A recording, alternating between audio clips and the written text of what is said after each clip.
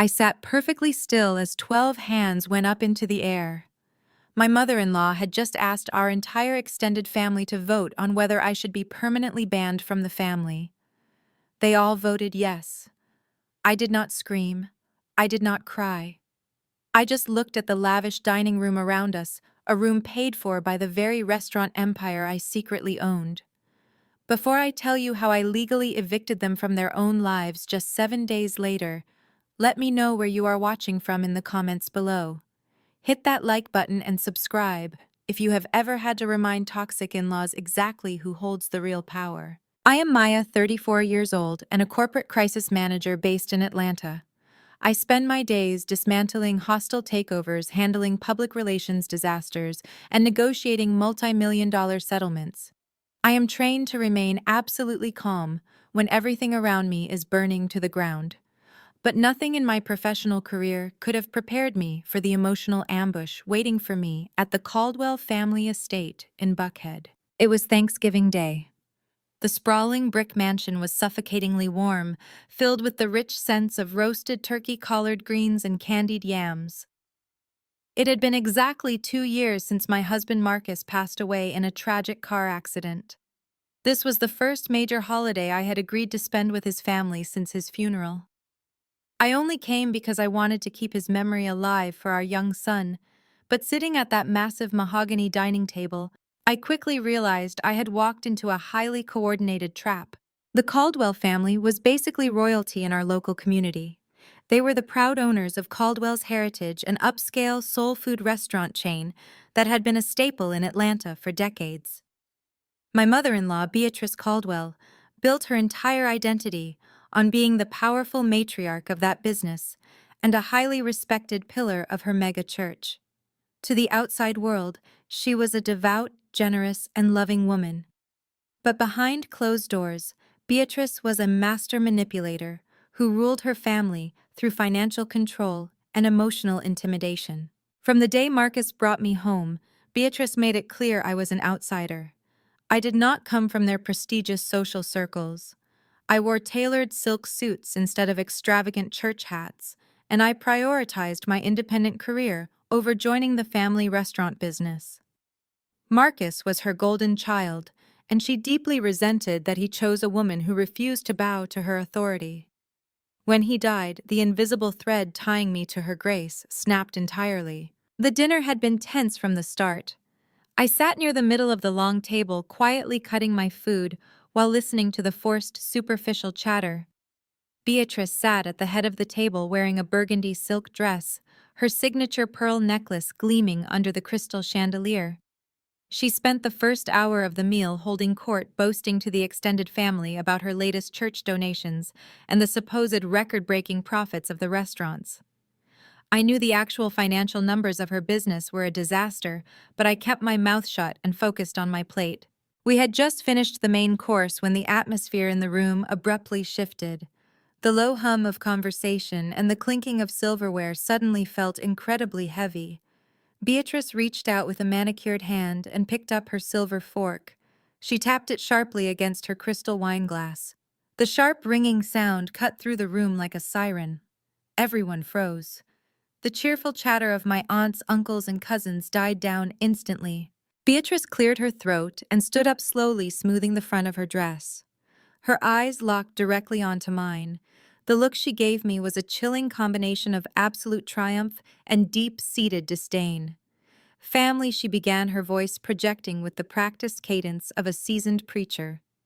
Thanksgiving is a time for gratitude. It is a time to reflect on our blessings and thank the Lord for keeping us together. But it is also a time to protect the sanctity of our traditions. She paused, letting the silence stretch out, making sure every single eye in the room was fixed on her. I felt the hairs on the back of my neck stand up. My instincts as a crisis manager kicked in, warning me that a targeted attack was underway. Since my beloved son Marcus went to be with the Lord, the dynamic at this table has shifted drastically. Beatrice continued, her voice taking on a sorrowful, dramatic tone. We have all tried our hardest to embrace his widow. We have extended grace. We have offered our prayers. But Maya has grown cold. She does not participate in our church fundraisers. She actively avoids our Sunday dinners. And quite frankly, her blatant disrespect for how this family operates is casting a dark, toxic cloud over our gatherings. I sat perfectly still, my face a carefully blank mask. I refused to give her the satisfaction of seeing me flinch. The audacity of her words was breathtaking. I had skipped her Sunday dinners because they always devolved into interrogations about my finances and unsolicited critiques of my parenting. I skipped her church fundraisers because she only used them as photo opportunities to show off her wealth to the congregation. It is clear to me and to many of you who have spoken to me in private that Maya no longer wishes to honor the Caldwell name Beatrice proclaimed, raising her chin. She operates as if she is above us, as if the very family that welcomed her is now beneath her notice. We cannot allow this negative energy to poison our family legacy. We must protect our peace and preserve the joy of our household. She took a deep breath, her eyes flashing with pure malice. Therefore, for the emotional well-being of this family, I am calling for a formal family vote. I propose that Maya be officially and permanently excluded from all future Caldwell events, holidays, and family matters. The words hung in the warm, food-scented air. It was a direct public execution of my place in the family. I did not gasp. I did not defend myself. I did not beg for an explanation. I just looked around the table waiting to see who would be brave enough to speak up against this absolute madness. Instead of objections, I watched a horrific display of loyalty to the Caldwell wealth. One by one, hands began to go up into the air. Beatrice raised her hand first, holding it high and proud. Then, my sister-in-law Jasmine raised hers. Her lips curled into a nasty, satisfied smirk. This was a woman whose designer handbag I had personally paid off just 6 months ago to save her from a collection agency. Next to her, aunts and cousins slowly raised their hands. These were the same relatives I had hosted at my own home, the same people who had smiled in my face and hugged me when I walked through the door just 2 hours earlier. I watched 12 hands raise high above the dining table, 12 people voting to completely erase me from the family. The room was dead silent save for the ticking of the grandfather clock in the hallway. The tension was so thick it felt hard to breathe. They were all staring at me, waiting for me to break down, waiting for me to shout, waiting for me to give them the angry, defensive reaction that would justify their cruelty. But I simply sat there, absorbing the ultimate betrayal, my mind already calculating my next move. The silence that followed the raising of those 12 hands was heavy and suffocating. No one dared to breathe. I kept my posture rigid and my expression entirely unreadable. I refused to give them the satisfaction of a reaction. I simply sat there absorbing the ultimate betrayal, my mind already calculating my next move. Then the oppressive silence was broken by Connor. He slowly lowered his hand and leaned forward, resting his elbows on the fine lace tablecloth. Connor was Jasmine's husband, a white man who had moved into the Caldwell family orbit 5 years ago and essentially never left. He was a master of using progressive modern therapy language to mask his absolute entitlement and profound laziness. He wore a trendy linen shirt and a carefully trimmed beard, adopting a look of deep performative empathy that made my stomach churn. "Maya, you have to understand where we are coming from." Connor began, his voice soft and patronizing. He clasped his hands together as if he were guiding a group meditation rather than participating in the public excommunication of his sister-in-law. "We are all on a healing journey here. Losing Marcus was incredibly traumatizing for this entire family, and we have been trying to navigate that grief together. But your energy lately has just been incredibly toxic." I did not blink. I let him keep talking mentally, adding his words to the long list of debts this family was about to repay. "You have isolated yourself," he continued, shaking his head sadly. "You did not allow us to hold space for your mourning. Instead, you threw yourself into your career. We are really trying to cultivate a safe space for healing and generational wealth building within the Caldwell family. Your toxic independence is a trigger for us. It creates a hostile environment. You refuse to rely on the family structure and it makes everyone feel undervalued. We just need to protect our peace. Generational wealth building. The phrase almost made me laugh out loud. Connor had not held a steady job in 3 years. He spent his days pitching failed startup ideas while living rent-free in a townhouse owned by Beatrice. The audacity of this man lecturing me about wealth building while eating a turkey, paid for by my silent financial interventions, was staggering. Jasmine immediately jumped in to back up her husband. She nodded vigorously, her heavy gold bangles clanking loudly against the wooden table.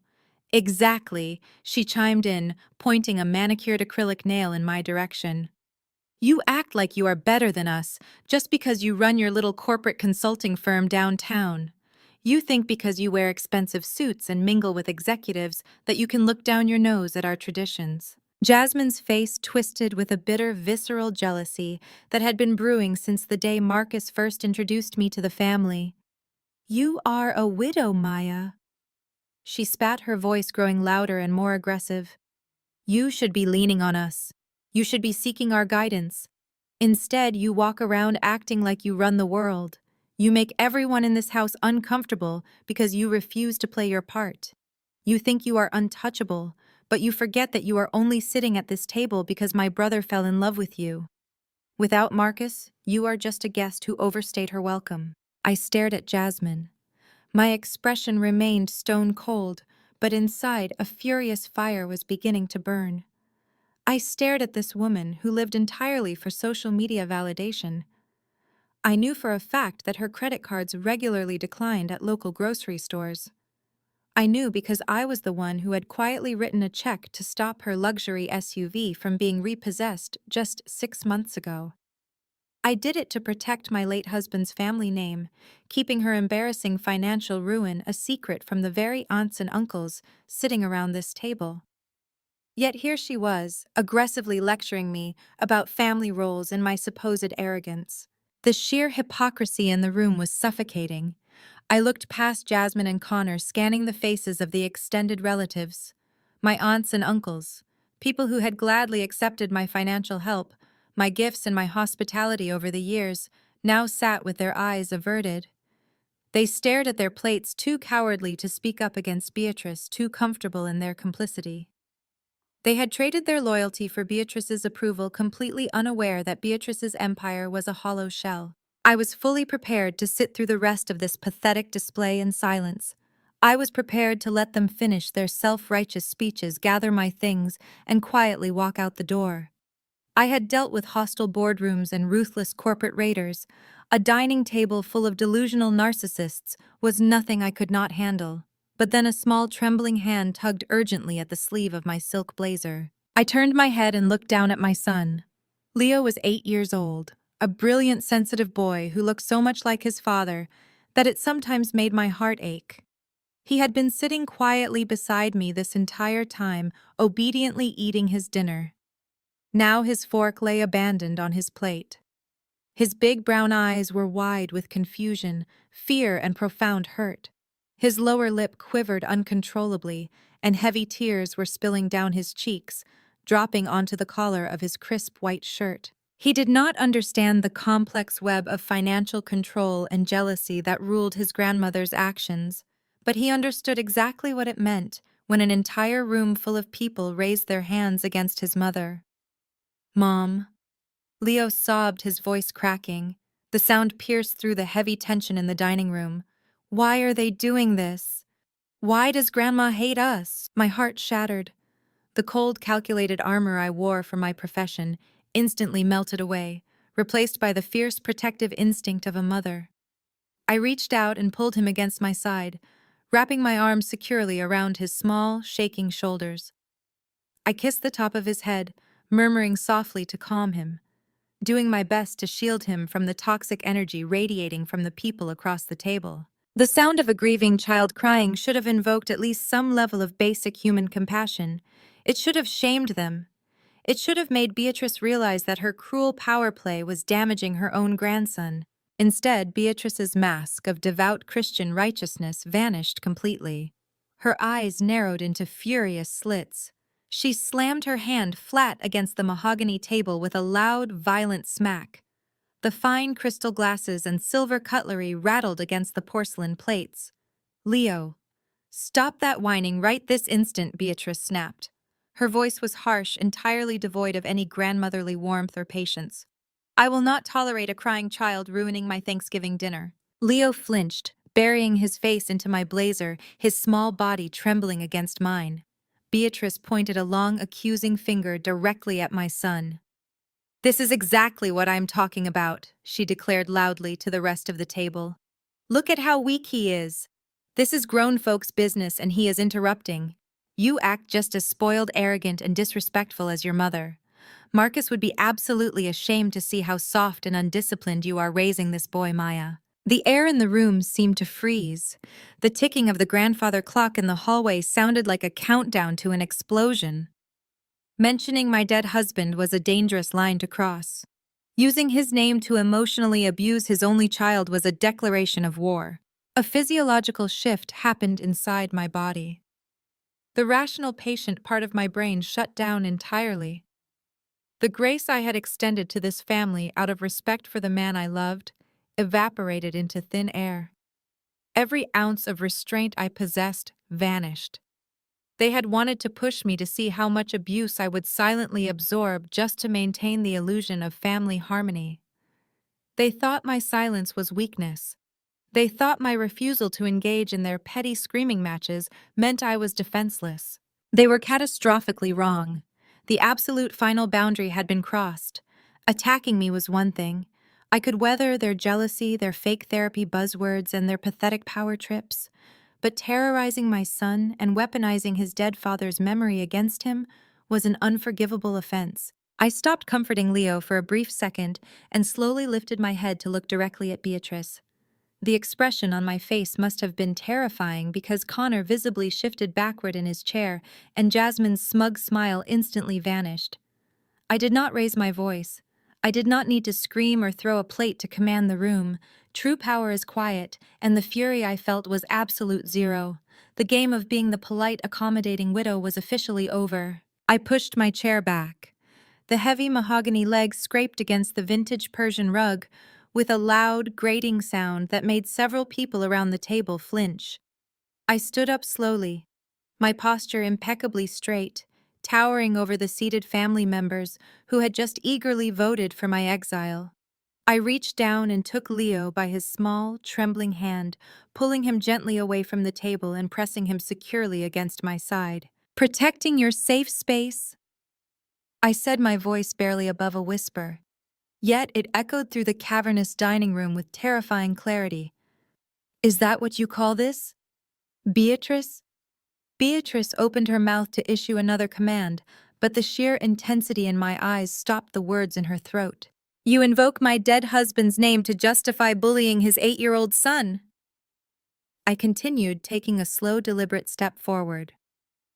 "You speak of generational wealth and family traditions while acting like a fragile, insecure tyrant. You want to talk about safe spaces, just like how you protected your safe space last year by banning me from the ribbon-cutting ceremony of your new restaurant location, purely because you were terrified I would wear a dress that outshone Jasmine. You are not protecting this family. You are protecting your ego." I turned my gaze to Connor, who immediately broke eye contact and stared intently at his half-eaten slice of turkey. "And you, Connor, keep the word toxic out of your mouth. The only thing toxic in this room is the staggering amount of entitlement coming from a man who has not paid a single bill with his own money in half a decade." I did not wait for his response. I squeezed Leo's hand and guided him away from the table. We walked toward the grand foyer where our coats were hung. The silence in the house was absolute, broken only by the sharp, rhythmic clicking of my heels against the hardwood floors. I helped Leo into his jacket, kneeling down to ensure it was zipped all the way up against the chill of the November evening. I wiped the remaining tears from his face with my thumb, looking directly into his eyes to show him that I was not afraid, and he did not need to be either. "We are leaving," I told him softly, making sure my voice carried back into the dining room. "And from this moment on, these people are no longer your family. You will never have to sit at a table where you are not entirely respected." He nodded, rubbing his eyes with the back of his sleeve. I picked up my purse and draped my cashmere coat over my arm.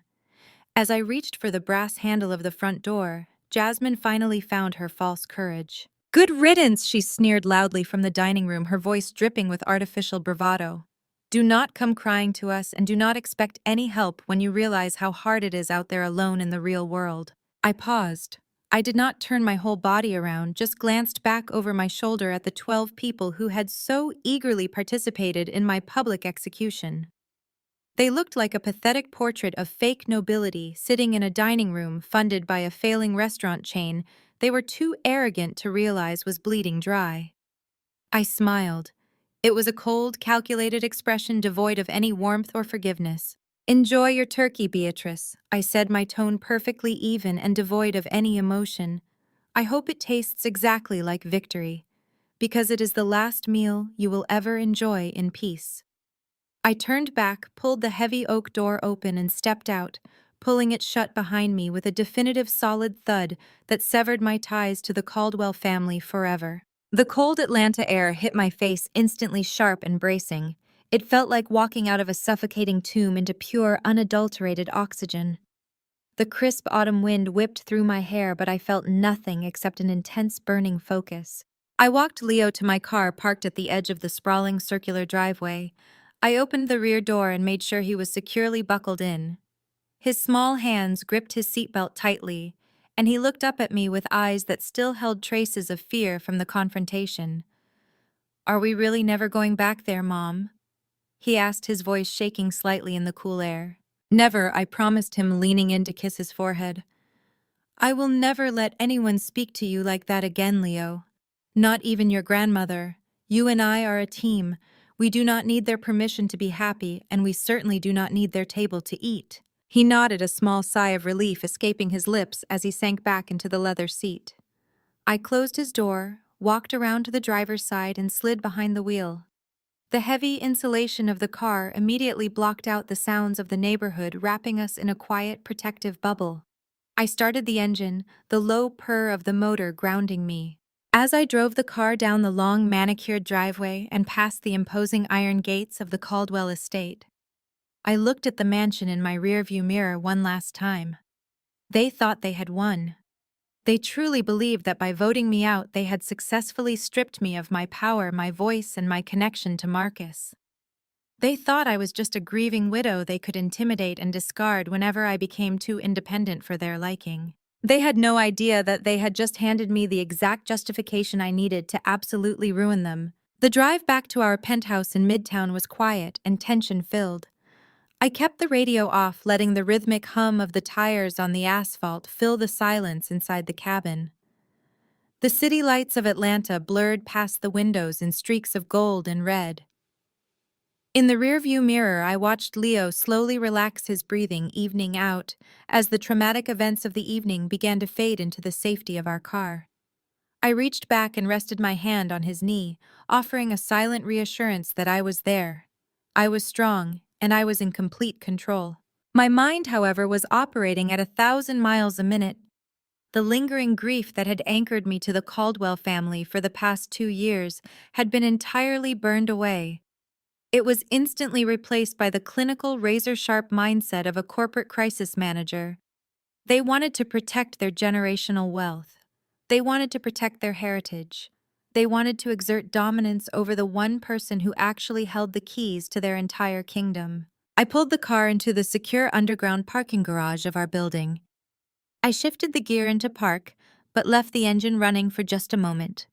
I looked at Leo, who was already half asleep in the back seat, exhausted from the emotional toll of the evening. I leaned back against the headrest, the adrenaline finally settling into a cold, hard resolve.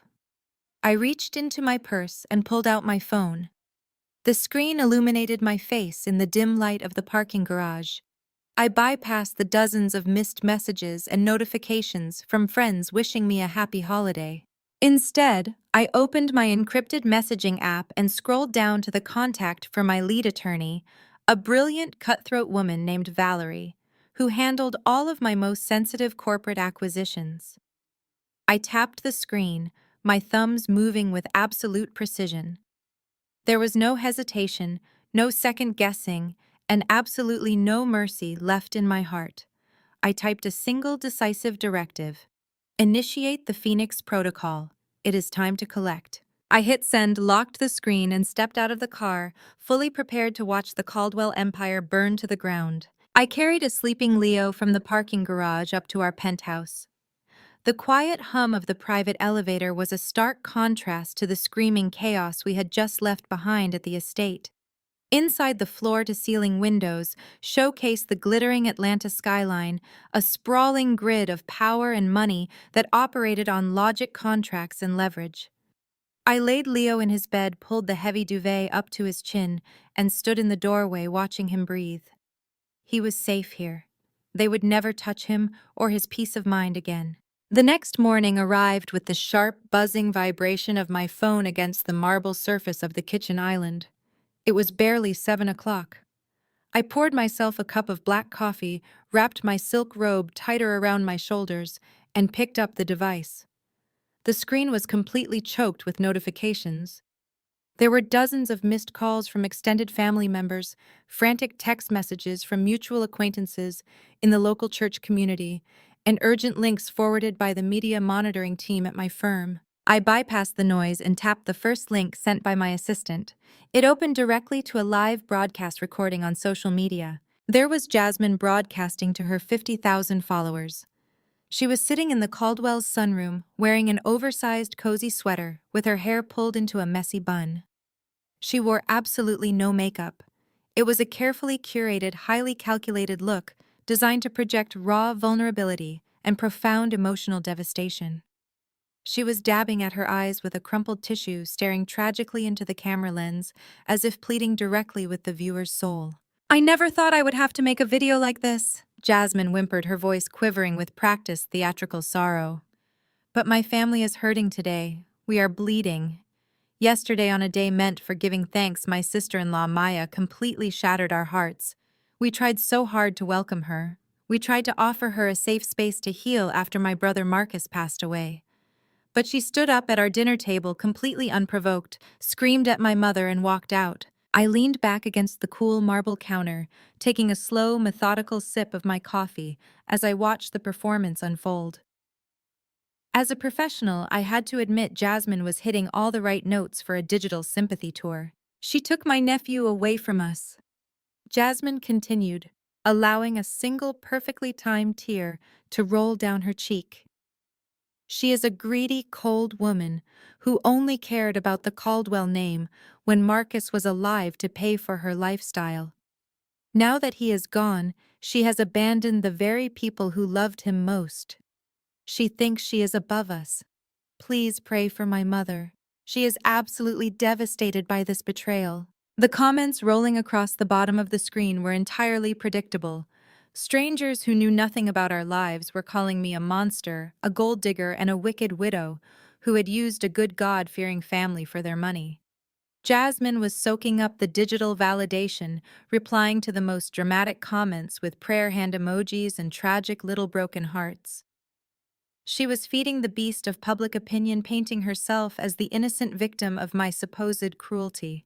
Before the video even finished playing, my phone vibrated with an incoming call from Valerie, my lead attorney. I swiped to answer, keeping my eyes fixed on Jasmine's tear-stained face on the tablet in front of me. "Tell me you are watching this absolute train wreck," Valerie said, her voice crisp, sharp, and entirely devoid of panic. "I am watching," I replied calmly. "She is putting on quite a show. I am almost impressed by the lack of makeup. It really sells the victim narrative to her followers." "Well, it gets worse," Valerie noted, the sound of her clicking a keyboard echoing through the speaker. "Beatrice did not just sit back and let Jasmine do all the talking. I just got an alert from our legal monitoring software. Your mother-in-law submitted an expedited filing to the state registry this morning. She officially removed your name from the Marcus Caldwell Memorial Scholarship Fund." That piece of information landed like a physical blow to my chest. The scholarship fund was not just a charity. It was a project Marcus and I had dreamed up together before he died, designed to help underprivileged youth in Atlanta attend college. It was a piece of his heart, and I had personally funded the initial endowment of $200,000 to get it off the ground. Beatrice erasing my name from it was not just a petty slight. It was a deliberate, malicious attempt to erase my history with the man I loved and claim my financial contribution as her own charitable work. She appointed Connor as the new co-director of the fund. Valerie added her tone sharpening with professional disgust. Connor, a man who cannot even balance his own personal checking account, is now managing a charity endowment. I closed my eyes, taking a slow, deep breath. The anger surged inside me, hot and violent, demanding that I strike back immediately. My primal instinct was to draft a scathing press release. I wanted to post the bank receipts proving I had paid off Jasmine's luxury car. I wanted to expose Connor's massive gambling debts to the entire board of directors at Beatrice's megachurch. I wanted to burn their public image to ash by the end of the business day. But I am a crisis manager. I handle catastrophic public relations disasters from massive corporations. I know exactly how this game is played, and I know the fatal mistake that rookies make when they are under attack. Reacting out of emotion is how you lose your leverage. Do we issue a cease and desist? Valerie asked clearly, anticipating my usual aggressive legal tactics. I can have a gag order drafted and served to Jasmine by noon. We can hit Beatrice with an emergency injunction regarding the scholarship fund by the end of the day. We can shut this whole circus down. No, I answered, my voice incredibly steady as my professional armor locked firmly into place. We do absolutely nothing. Valerie paused on the other end of the line. Nothing. Maya, they are dragging your name through the mud in front of the entire city. Jasmine's video already has 20,000 views and counting. The church community is eating this up. If you do not control the narrative now, the damage to your personal reputation could be severe. Let them eat, I said. I walked over to the floor-to-ceiling windows, looking down at the morning traffic winding through the streets of Atlanta. When an opponent is digging their own grave, the absolute worst thing you can do is take the shovel out of their hands. I instructed Valerie to initiate a complete and total communication blackout. There would be no press releases, no legal threats, no angry text messages to the family group chat. I even deleted my own social media applications from my phone to remove any temptation to look or respond. Let Jasmine scream into the digital void. Let Beatrice think she had won the public relations war. Let Connor sit back in his borrowed house and truly believe he was now a legitimate executive of a charitable fund. They want a reaction. Valerie, I explained, watching the morning sunlight glint off the glass skyscrapers surrounding my building. They want me to look angry, erratic, and defensive. If I fight back right now, it becomes a messy, emotional family feud. It becomes a case of he said, she said. But if I stay completely silent, their lies become an uncontested public record. Jasmine's video is a documented act of defamation. Beatrice's filing is a documented act of financial manipulation. They are building my lawsuit for me brick by brick, and their own arrogance prevents them from realizing it. Silence is terrifying to narcissists. When they attack you and you do not fight back, they do not know what to do. They assume they have broken you. They get sloppy. They get bolder. They overplay their hand. I was going to give the Caldwell family enough rope to hang themselves twice over. Understood, Valerie said, the fierce predatory approval evident in her tone. We maintain strict radio silence. Let them think they have secured the victory. But what about the Phoenix Protocol? Do I proceed with the financial audit on the restaurants? Accelerate it. I commanded, turning my back on the window and walking toward my home office. I want every ledger, every lease agreement, and every vendor contract associated with Caldwell's heritage scoured by the end of the week. I want to know exactly how much they owe, who they owe it to, and where every single penny of their cash flow has gone. I took a final sip of my coffee, the bitter taste grounding me in the reality of the war I had just silently declared. They think this is a social media war, I said quietly into the phone. They think public opinion is the highest currency. They have absolutely no idea that I am about to repo their entire reality. The rest of the week proceeded exactly as I had calculated. I maintained an absolute blackout across all communication channels. I did not log into social media. I did not respond to the passive-aggressive text messages flooding in from my sister-in-law.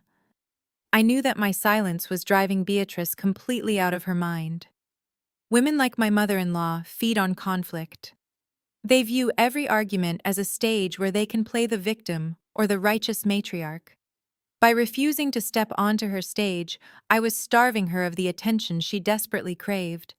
She needed to provoke me to force a reaction that would validate the terrible things she was saying about me to her church congregation. By Thursday afternoon, her patience finally snapped. My phone lit up on my desk, the caller identification displaying Beatrice Caldwell. I let it ring 3 times, taking a slow breath and centering myself before pressing the green button. I did not say hello. I simply waited. Maya Beatrice barked, her voice clipped and dripping with artificial corporate authority. I am calling you in my official capacity as the Chief Executive Officer of Caldwell's Heritage. I smiled to myself, leaning back in my ergonomic desk chair. Good afternoon, Beatrice. What can I do for the Chief Executive Officer today? Beatrice cleared her throat, clearly annoyed by my calm demeanor. Since you have made the unfortunate decision to turn your back on this family and our traditions, the Board of Directors has been reviewing our corporate assets. It has come to our attention that you are still in possession of the 2023 Range Rover Autobiography. As that vehicle is legally registered under the restaurant group for tax purposes, you are no longer entitled to use it. I expect you to return the company vehicle to the estate immediately. You can leave the keys in the mailbox. I closed my eyes and let the sheer audacity of her demand wash over me. The Range Rover was indeed registered to Caldwell's Heritage. 2 years ago, when the restaurants were facing a brutal tax audit, Marcus had begged me to register my new car under the company name to help offset their liabilities with a massive depreciation deduction. I had agreed to help his family, but the entire down payment, the monthly installments, and the extravagant custom upgrades had all been paid directly from my personal consulting firm account. Beatrice knew this. She knew she was legally stealing a vehicle I had paid for, using a tax loophole as her weapon. She expected me to cry. She expected me to hire a lawyer and fight her for the car, dragging out a messy legal battle that would give her months of drama to complain about. I am so sorry for the oversight, Beatrice, I replied, my voice smooth, bright, and incredibly pleasant. You are absolutely right. The vehicle belongs to the company. I will have it returned to your driveway tonight. The line went dead quiet. Beatrice was completely disarmed. She had braced herself for a screaming match, and I had just handed her a surrender. Well, she stammered, her authoritative tone faltering. Yes, see that you do. Make sure it is washed. She hung up the phone. I set my device down on the desk and let out a sharp, genuine laugh. Beatrice thought she had just scored a massive victory. She probably envisioned Jasmine or Connor driving my luxury SUV around Buckhead by tomorrow morning, showing off their spoils of war. I picked up my phone again and called a man named Darius. He owned a high-end custom auto shop in South Atlanta and owed me a massive favor after I saved his business from a devastating zoning dispute last year. Darius, I said when he answered. I need a specialized extraction team at my penthouse parking garage tonight at midnight. Bring a flatbed tow truck, heavy-duty power tools, and 4 solid concrete cinder blocks. At exactly midnight, Darius and 2 of his mechanics pulled into the private underground garage of my building. I handed them the keys to the gleaming black Range Rover. The vehicle was a masterpiece, but the true value was in the aftermarket upgrades. I had personally spent $25,000 on custom-forged alloy wheels, high-performance, low-profile tires, and a bespoke interior sound system. I stood by with a cup of coffee and watched as Darius and his crew went to work with Formula One precision. They jacked up the heavy SUV and stripped off all 4 custom tires and rims. They removed the imported floor mats. I even had them carefully uninstall the upgraded sound system interface that I had purchased out of pocket, leaving only the gaping factory standard wires hanging from the dashboard. Everything I had personally financed was stripped away, leaving the bare, undrivable bones of the vehicle that technically belonged to Caldwell's Heritage. By 2 in the morning, the stripped-down Range Rover was winched onto the back of the flatbed tow truck. I climbed into the passenger seat of the truck cab next to Darius. We drove through the quiet, sleeping streets of Atlanta, heading straight for the wealthy, highly secure neighborhood of Buckhead. The Caldwell estate was protected by an iron security gate, but I still had the master passcode. I punched in the numbers, and the heavy iron doors swung open. Darius backed the massive diesel truck up the long, manicured driveway, the reversing alarm echoing loudly in the dead of night. We stopped directly in front of Beatrice's grand front doors, right beside her pristine rose bushes and her beloved water fountain. With a loud hydraulic hiss, the flatbed tilted backward. The heavy steel chains unspooled and the Range Rover slid down the ramp. Darius and his men carefully guided the vehicle until it came to a rest directly on top of the 4 concrete cinder blocks we had brought. The metal undercarriage groaned as it settled onto the rough gray blocks. It looked like a salvaged wreck abandoned in a scrapyard, sitting right in the middle of a multi-million-dollar estate driveway. I stepped out of the truck into the cool night air. I walked up to the windshield of the crippled vehicle. From my coat pocket, I pulled out a heavy piece of cream-colored cardstock. I had written a message in beautiful, sweeping calligraphy. I slipped the thick envelope firmly beneath the windshield wiper. The note read, "Company car returned." Tires were paid for by me. I climbed back into the tow truck, and we drove away into the night, leaving the front gates wide open behind us. I was back in my penthouse sitting in my kitchen and sipping a fresh espresso when the sun finally rose over the city. At exactly 7 in the morning, my phone screen illuminated. It was a call from Connor. I watched it ring until it went to voicemail. 10 seconds later, a call came through from Jasmine, then another from Connor. Then 3 back-to-back calls from Beatrice herself. I did not answer a single one. I simply sat at my kitchen island imagining the absolute chaos unfolding miles away. I pictured Beatrice dressed in her silk morning robe stepping out of her grand front doors to pick up the morning newspaper. I pictured the sheer, breathless horror on her face when she saw a $100,000 luxury SUV sitting on concrete cinder blocks in her elegant driveway for all her wealthy, judgmental neighbors to see.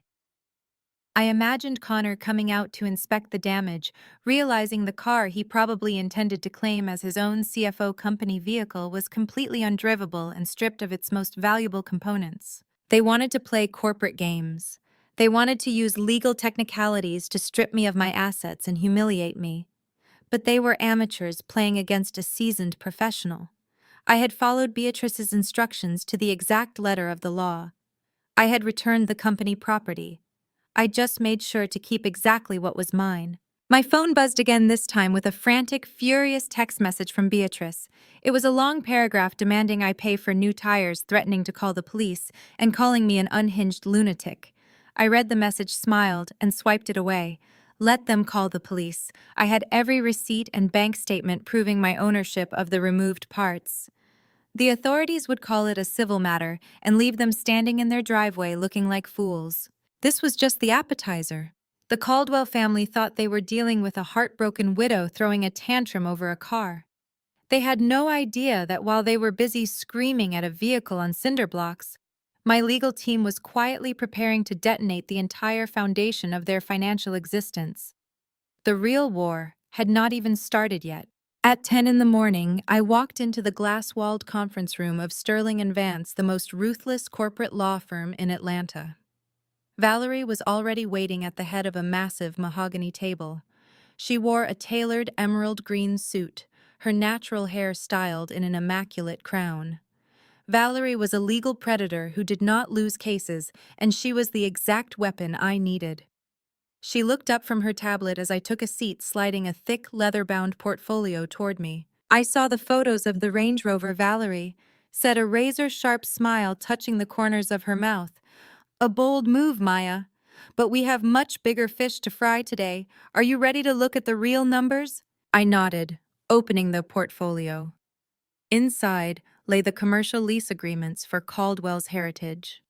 The family prided themselves on their 3 prime restaurant locations across Atlanta. To the public, those locations were the crown jewels of Beatrice's empire. What the public did not know, and what Beatrice had conveniently chosen to ignore in her arrogance, was who actually owned the ground those restaurants stood on. 3 years ago, before Marcus died, the family business was quietly drowning. Beatrice had mismanaged funds overspent on church donations for social clout and completely ignored commercial real estate trends. Their previous landlord was preparing to evict them from all three locations. Marcus had come to me devastated, begging for a solution to save his mother's legacy. I had the capital from my consulting firm, but I knew Beatrice's pride would never allow her to accept a financial bailout from the daughter-in-law she deemed an unworthy outsider. So I created a blind corporate entity named Apex Properties. Apex swooped in, purchased all three commercial lots in cash, and became their new landlord. Beatrice spent years bragging to her friends about how she had negotiated a brilliant deal with a massive real estate conglomerate. She never knew the conglomerate was just me sitting at my laptop in our penthouse, quietly keeping her business from going under. Valerie tapped a manicured fingernail against the top document. "They signed the renewal yesterday," she stated, her voice brimming with professional satisfaction. Connor actually facilitated the signing, acting in his new self-appointed capacity as Chief Financial Officer. He is even more incompetent than we anticipated. He did not have external counsel review the terms. I asked, tracing the wet ink of Connor's signature at the bottom of the page. "Not a single lawyer," Valerie confirmed, leaning forward. "He assumed it was a standard extension. He blindly signed a 10-year commercial lease renewal with a 30% immediate rent hike. He wanted to look like a decisive executive for Beatrice, so he rushed the paperwork. But more importantly, he signed off on the accelerated default clause." Valerie pulled up a secondary financial report on the large monitor behind her. According to the original agreement established when Apex Properties bought the lots, Caldwell's Heritage was required to complete $500,000 in infrastructure and safety upgrades by the end of this fiscal year. They have not completed a single upgrade. They have not even pulled the city permits. Under the new accelerated default clause, Connor just authorized Apex Properties has the right to demand that entire $500,000 sum immediately. I kept my eyes fixed on the screen as Valerie delivered the killing blow. "If they cannot pay the full amount within 7 days, we have the legal authority to terminate the lease, seize all physical assets inside the buildings to cover the debt, and lock the doors permanently." I leaned back in the plush leather chair, letting the magnitude of their stupidity wash over me. Connor had just handed me the keys to their entire kingdom because he wanted to play corporate executive without doing the actual work. Beatrice had authorized it because she trusted a white man using business buzzwords over the financial reality of her own failing enterprise. They had voted me out of the family, completely unaware that I literally owned the foundation their family stood on. "They are already bleeding cash," I noted, looking at the banking summaries Valerie had pulled. "There is no way they have $500,000 in liquid assets. They cannot even afford Jasmine's credit card minimums." "They are completely underwater," Valerie agreed, closing the portfolio with a decisive snap. "The moment we issue the demand letter, the clock starts. They will panic. They will try to secure emergency loans, but their credit is leveraged to the absolute limit. When that fails, they will default." I looked out the window at the Atlanta skyline. The Caldwells thought they could discard me like trash. They thought they could erase my son from their legacy. They had vastly underestimated the woman sitting at their Thanksgiving table. "Draft the demand letter, Valerie," I said, my voice echoing with absolute finality. "Send it by secure courier directly to the flagship restaurant. Let them see exactly what happens when they disturb my peace." I stepped out of the air-conditioned lobby of Sterling and Vance and into the crisp, bright Atlanta afternoon. The city around me buzzed with the relentless energy of commerce and ambition. For the first time since Marcus passed away, the heavy, suffocating weight of grief that usually anchored my chest had completely vanished. It was replaced by a sharp, vibrating sense of purpose. I walked toward my waiting car, my mind already running through the logistical timeline of the impending corporate slaughter I had just authorized. Before my hand even touched the door handle of my vehicle, my phone vibrated in the pocket of my silk trousers. I slid into the quiet leather interior of the back seat, instructing my driver to head back to the penthouse. I pulled out my phone and unlocked the screen. It was a string of messages from Connor. The audacity of this man truly knew no bounds.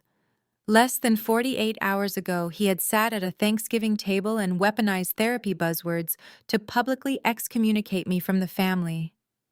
Now he was texting me as if we were friendly colleagues navigating a minor corporate transition. I opened the message thread. The first text was a photograph of a sleek, newly printed business card resting on a polished oak desk. The card read, Connor Bradley, Chief Financial Officer, Caldwell's Heritage Restaurant Group. The second message was a block of text dripping with his signature brand of condescending fake progressivism. Maya, I hope you are taking the time you need to find your peace. The message began. I wanted to personally reach out and share some exciting news. Beatrice and the board have officially appointed me as the Chief Financial Officer of the restaurant group. It is a massive responsibility, but I am ready to guide this family into a new era of prosperity, mindful growth, and generational stability. I read the words with a cold, detached amusement. The board he was referring to consisted solely of Beatrice and Jasmine. They had effectively promoted a man who could not successfully manage a suburban lemonade stand to oversee a multi-million-dollar restaurant chain that was currently hemorrhaging cash. A third message popped up accompanied by a PDF attachment. In light of your decision to step away from the family ecosystem, Connor wrote, we need to clean up some administrative loose ends for tax purposes. Attached is a standard relinquishment form for the 3% equity share Marcus left you in the operational holding company. It is a minor administrative detail, but it will help me streamline our corporate tax structure moving forward.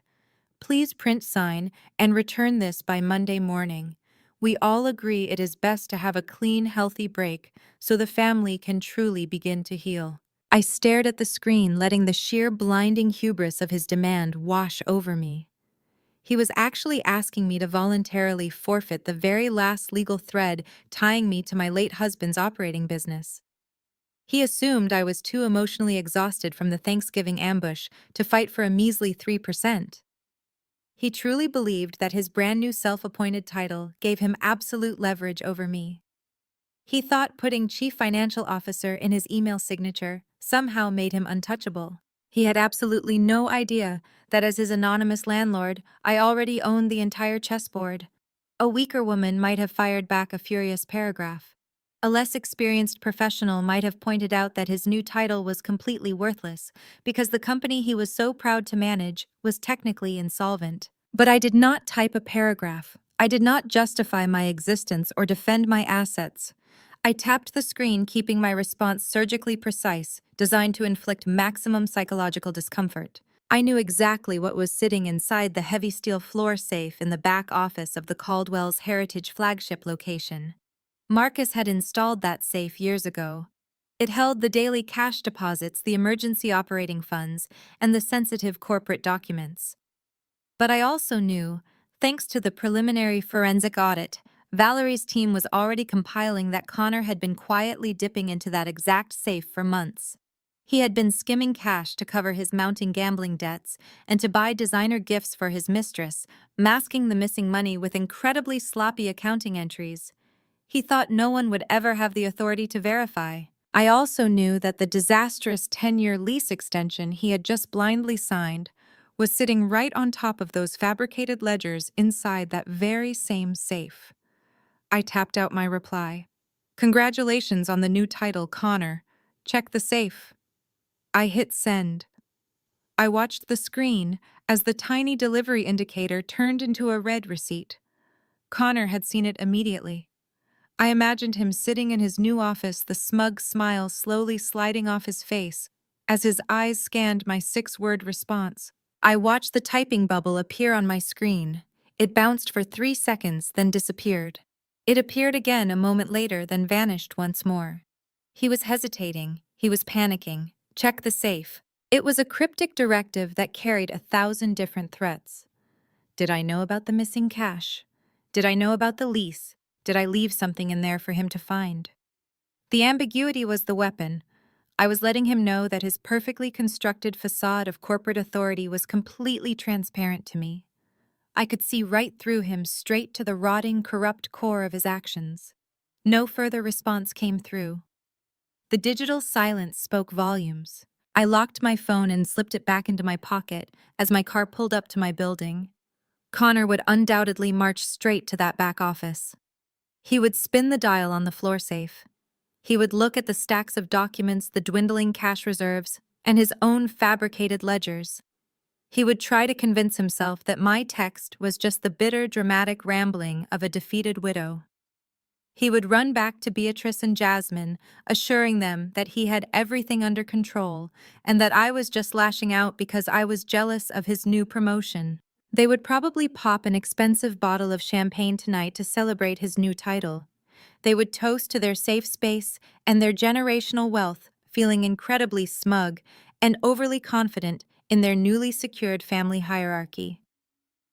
They would sleep soundly tonight, completely oblivious to the fact that the ground beneath their feet was rigged with high-grade legal explosives and my thumb was resting firmly on the detonator. The weekend passed exactly as I predicted. By Sunday morning, the Caldwell estate was buzzing with the sounds of a lavish, celebratory brunch. Beatrice had spared no expense to honor Connor and his newly minted title of Chief Financial Officer. They had hired a private chef to prepare a massive spread of shrimp and grits-buttered biscuits and bottomless mimosas.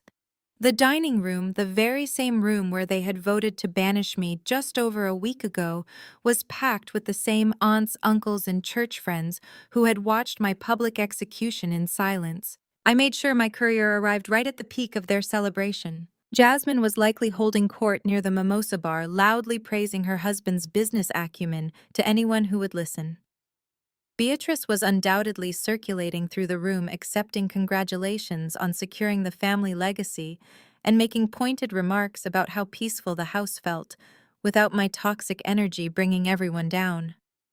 Connor was playing the humble executive wearing a tailored blazer and nodding sagely as relatives patted him on the back. They were completely intoxicated by their own false narrative. Then the heavy brass knocker on the front door sounded. It was not a late arriving guest. It was a licensed process server dressed in a sharp gray suit, holding a thick, legal-sized envelope. When the housekeeper opened the door, the server explicitly asked for Connor Bradley, the chief financial officer of Caldwell's Heritage Restaurant Group. I can only imagine the sheer pride Connor must have felt when he was summoned to the grand foyer. He probably adjusted his jacket and walked with an exaggerated swagger, thrilled that his new corporate title was already being recognized. He signed the delivery manifest with a flourish, took the heavy envelope, and casually strolled back into the dining room. Beatrice, always hungry to be at the center of attention, stopped her conversation. She asked Connor what had been delivered, assuming it was a congratulatory gift from a vendor or a prominent church member. Connor smiled, tearing open the thick seal of the envelope. He pulled out the crisp, watermarked legal documents bearing the imposing logo of Apex Properties. The smile slid off his face so fast it must have looked like a physical injury. As he read the first page, all the color drained from his cheeks. His hands began to shake the expensive paper, rattling audibly in the sudden quiet of the room. The confident Progressive Executive Act vanished in an instant, replaced by the raw, suffocating panic of a man staring directly into the abyss. Jasmine noticed her husband freezing and stepped forward, laughing nervously. She asked him what was wrong, playfully attempting to peek over his shoulder. Connor could not speak. His throat worked silently, but no words came out. Beatrice lost her patience. She marched across the Persian rug, snatched the documents right out of his trembling hands, and adjusted her reading glasses to look at the letter herself. It was a formal notice of accelerated default and demand for payment. The legal language was dense, but the ultimate message was violently clear. The letter explicitly outlined that Caldwell's Heritage was in severe violation of their commercial lease agreement. The mandatory infrastructure and safety upgrades required by the contract Connor had blindly signed just days prior had been completely ignored. The cost of those upgrades was $500,000. The next paragraph delivered the fatal blow. Apex Properties was demanding the full $500,000 to be deposited into an escrow account within exactly 7 calendar days. If the funds were not received by the deadline, Apex Properties would exercise its legal right to immediately terminate the commercial lease for all 3 restaurant locations. Furthermore, the landlord would seize all physical assets inside the buildings, including the commercial kitchen equipment, the furniture, and the inventory, to cover the outstanding debt. The locks on all 3 Caldwell's Heritage restaurants would be changed at midnight on the seventh day. Beatrice dropped the papers onto the dining table as if they had caught fire. The entire room descended into absolute chaos. The clinking of mimosa glasses stopped. The private chef paused in the kitchen. Relatives stared in shock as Beatrice grabbed the edge of the table to steady herself, her breath coming in shallow, frantic gasps. $500,000. It was a staggering, impossible number for a restaurant chain that was barely scraping by to meet its weekly payroll. Connor scrambled to pick up the papers, his voice cracking, as he tried to explain to a furious Beatrice that he had not read the fine print of the lease extension.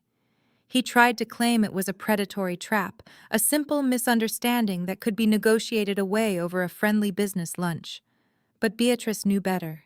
She knew Apex Properties was a massive, faceless conglomerate that did not negotiate with failing local businesses. Jasmine began to cry, her perfectly applied makeup running down her face as the reality of the situation crashed into her. If the restaurants closed, her luxury lifestyle evaporated instantly. The credit cards would stop working. The social status she wielded like a weapon in her church circles would turn into profound public humiliation. Beatrice turned her wrath on Connor, screaming at him in front of the entire family. She demanded to know how he could have signed such a lethal document without having a lawyer review it first. Connor, true to his cowardly nature, immediately tried to deflect the blame. He stuttered out weak excuses, claiming he was just trying to secure the locations quickly to protect the family from rising market rates. He threw therapy buzzwords around, asking Beatrice to regulate her emotions and process this hurdle together as a team. But there was no therapy language that could fix $500,000 in immediate debt. They had precisely 1 week to find money that simply did not exist. Their credit was maxed out. Their assets were leveraged. No bank in the state of Georgia would approve a high-risk commercial loan of that magnitude for a struggling restaurant group in just 7 days. They were trapped in a burning building, and they had locked the doors themselves. Sitting in my penthouse across the city, I checked the tracking notification on my phone. Delivered and signed for by Connor Bradley at 11:14 in the morning. I set the phone down and took a slow, deeply satisfying bite of my own breakfast. The countdown had officially begun.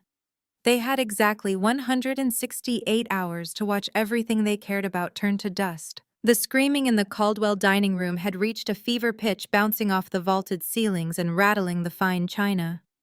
Connor was desperately trying to talk his way out of the $500,000 disaster, waving his hands and using every conflict resolution phrase he could muster to calm Beatrice down. He pleaded for a moment to breathe, begging the family to form a united front against this aggressive corporate landlord. He was right in the middle of a sentence about leaning into their collective resilience when a sharp, distinct chime cut through the chaos.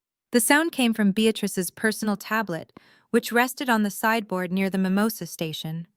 It was the specific high-priority alert tone she reserved exclusively for secure banking notifications and corporate communications. Beatrice stopped yelling. She marched over to the sideboard, her chest heaving with exertion, and snatched up the device. She swiped the screen to unlock it, fully expecting another automated alert about their overdrawn accounts. Instead, she found an anonymous, highly encrypted email waiting in her primary inbox. The subject line was written in stark clinical text: Caldwell's Heritage Restaurant Group Forensic Audit. Executive Summary enclosed. She tapped the attachment. A pristine, meticulously organized PDF document filled the screen. There was no preamble, no greeting, and no signature. It was simply 20 pages of undeniable hard data. Beatrice adjusted her reading glasses, her eyes scanning the first paragraph. As she read the bolded executive summary, the remaining color drained from her face. Her hands began to tremble so violently that she had to set the tablet down flat on the marble surface just to keep the words steady. The audit bypassed the devastating commercial lease entirely and focused squarely on the internal cash flow of the restaurants over the past 18 months. The numbers were devastatingly clear. Someone had been systematically siphoning money from the operating accounts. The total amount extracted was exactly $150,000. Beatrice's eyes darted down the page to the methodology section. The thief had not been particularly clever. They had used fake vendor invoices for kitchen repairs that never happened, inflated the cost of weekly inventory orders, and quietly skimmed thick stacks of cash directly from the heavy steel floor safe in the back office of the flagship location. The same safe Maya had mockingly told Connor to check just days ago. But the audit did not just stop at how the money was stolen. It detailed exactly where every single stolen dollar had gone. Beatrice began to read the expenditures out loud, her voice dropping into a dangerous, lethal register that paralyzed everyone in the room. She read the routing numbers linking the restaurant's accounts directly to high-stakes offshore betting networks. She read the transaction histories for thousands of dollars lost on digital poker tables and sports books. Connor took a step backward, his face turning the color of ash. He bumped into the edge of the dining table, sending a crystal glass shattering to the floor. Beatrice did not stop reading. She scrolled to the next page, her voice rising in pitch and volume. She read off the credit card receipts for weekend stays at luxury boutique hotels in Midtown Atlanta. She read the monthly lease payments for a high-rise condominium entirely disconnected from the Caldwell family estate. Finally, she read the itemized receipts from high-end jewelers and designer boutiques, diamond tennis bracelets, red-soled heels, custom imported handbags. Jasmine stood frozen on the other side of the room. She looked down at her own wrists, devoid of any new diamonds. She looked at her own shoes. None of those luxury purchases had ever made it into her closet.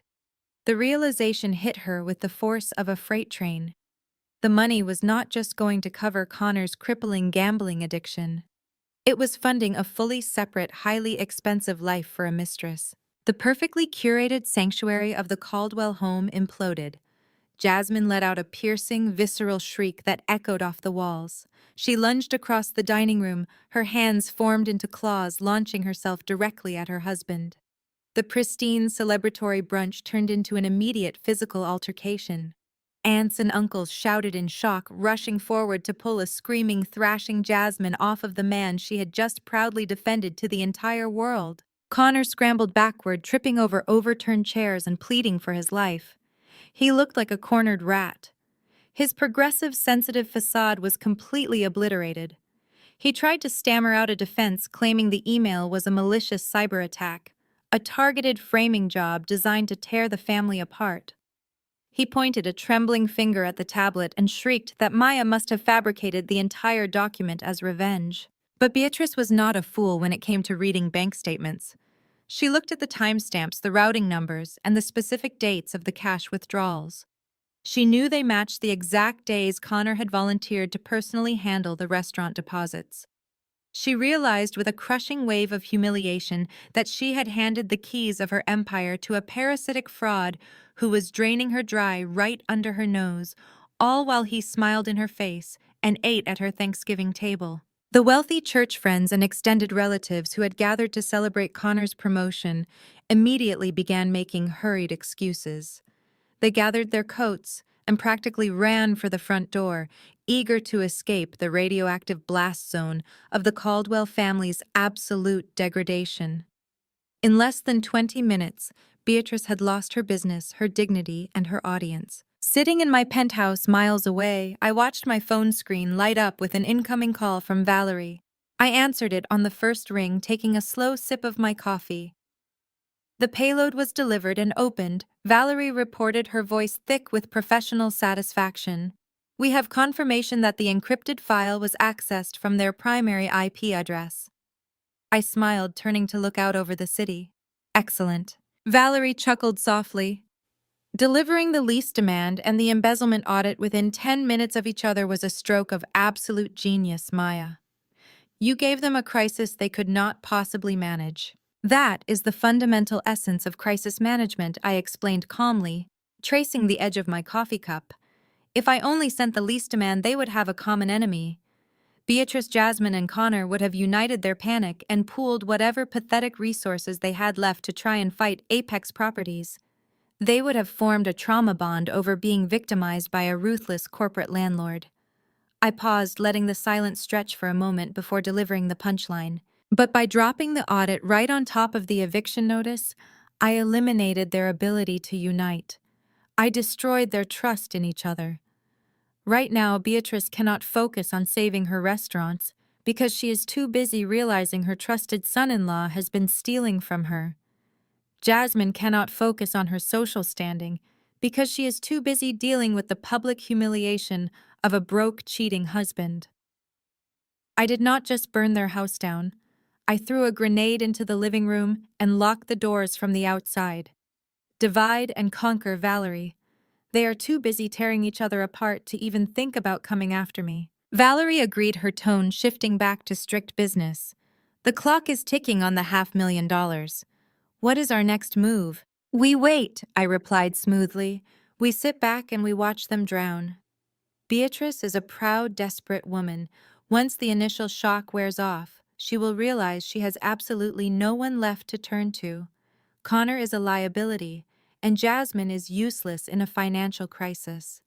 Beatrice is going to realize that the only person with the capital, the connections, and the corporate power to save her from this nightmare is the exact same woman she just voted out of her family. I hung up the phone and walked over to my desk. I opened my calendar and cleared my schedule for the rest of the week. The Caldwells had wanted to protect their peace.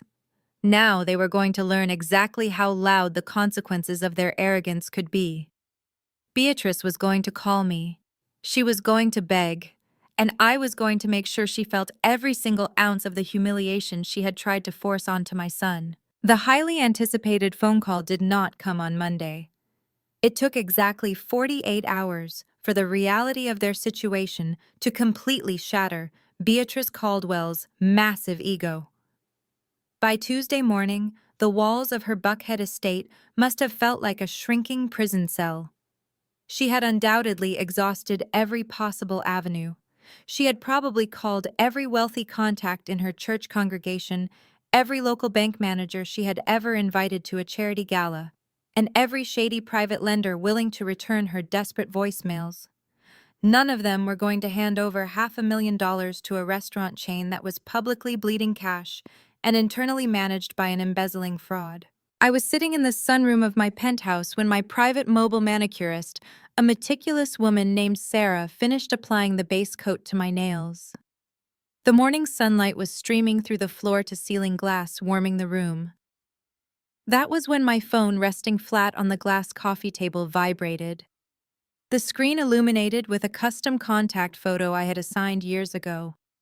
It was a picture of Beatrice standing at a pulpit wearing a massive, ostentatious feathered hat, looking down at the congregation with absolute moral superiority. I instructed Sarah to pause for a moment. I reached out with a steady hand, tapped the green button, and placed the phone on speaker. I leaned back into the plush velvet of my armchair, entirely relaxed. Maya, sweetheart. The voice that came through the speaker was a masterclass in psychological manipulation. It was soft, dripping with a sickeningly sweet, artificial maternal warmth. There was no trace of the woman who had violently slammed her hand on a mahogany dining table just days prior. There was no hint of the tyrant who had screamed at my crying 8-year-old son. It was the polished, practiced voice of the Caldwell matriarch attempting to reel a runaway asset back into her control. "Good morning, Beatrice," I replied. My tone was perfectly even, giving absolutely nothing away. I kept my voice as flat and reflective as a frozen lake. "Maya, I have been praying for you so hard these past few days." Beatrice continued, her tone thickening with fake sorrow. "We have all just been so incredibly worried about you and little Leo. The house has felt so empty without your presence. I know tensions ran a bit high during the holiday, but you know how passionate this family is. We are all just dealing with the heavy grief of losing Marcus. Emotions got the better of us. But at the end of the day, family is family." I watched Sarah carefully apply a layer of deep, rich burgundy polish to my index finger. The sheer audacity of Beatrice trying to frame a highly coordinated 12-person voting tribunal as a simple case of high emotions was breathtaking. She was attempting to rewrite history, gaslighting me into believing that my public excommunication was just a minor misunderstanding over a turkey dinner. "I appreciate the prayers, Beatrice," I said smoothly. "To what do I owe the pleasure of this call?" Beatrice hesitated. I could hear her taking a deep, shaky breath on the other end of the line. She was swallowing her massive pride, forcing it down her throat because she had absolutely no other choice. Well, Maya, the truth is that the family business has encountered a minor administrative hurdle. She began carefully selecting her corporate buzzwords to minimize the catastrophe. We are dealing with a deeply unprofessional and highly aggressive commercial landlord, a faceless conglomerate called Apex Properties. They have acquired the land under our 3 restaurant locations, and they are using predatory, borderline illegal tactics to threaten our operating leases. They sent us a completely fabricated demand for $500,000 regarding some outdated infrastructure clauses. It is pure extortion. I smiled, admiring the flawless application of the burgundy polish on my nails. A minor administrative hurdle. She was facing the total seizure of her entire restaurant empire in 5 days, and she was pitching it to me like a small accounting error. That sounds incredibly stressful, Beatrice, I replied, keeping my voice completely devoid of empathy. But I'm not sure why you are bringing this to my attention. Did you not just appoint Connor as your new chief financial officer? I saw his new business cards. Surely a man of his progressive, mindful business acumen can navigate a basic commercial lease dispute. The silence on the line was thick and heavy. I knew exactly why she could not rely on Connor. I knew he was currently the most hated man in her household, exposed as a thief, a liar, and an adulterer who had been siphoning their cash to fund a secret life. But Beatrice was far too proud to ever admit to an outsider that her golden family was a burning shipwreck. Connor is currently overwhelmed with operational restructuring. Beatrice lied smoothly, not missing a beat. He is managing the internal cash flow, which leaves us vulnerable on the external legal front. This is where we need your expertise, Maya. You deal with aggressive corporate bullies all the time. You manage crises for Fortune 500 companies. I need you to use your connections in the Atlanta business sector. I need you to find out who sits on the board of this Apex Properties, get them on the phone, and negotiate this ridiculous demand down to a reasonable figure. Or better yet, make it disappear entirely. She was not asking, she was demanding. Even in her absolute darkest hour of financial terror, she still viewed my professional skills as a free resource she was entitled to command. And why exactly would I do that, Beatrice? I asked, my voice dropping a fraction of an octave, losing the polite conversational sheen. Because family helps family, Maya. Beatrice snapped back, a flash of her true commanding anger breaking through the sweet facade.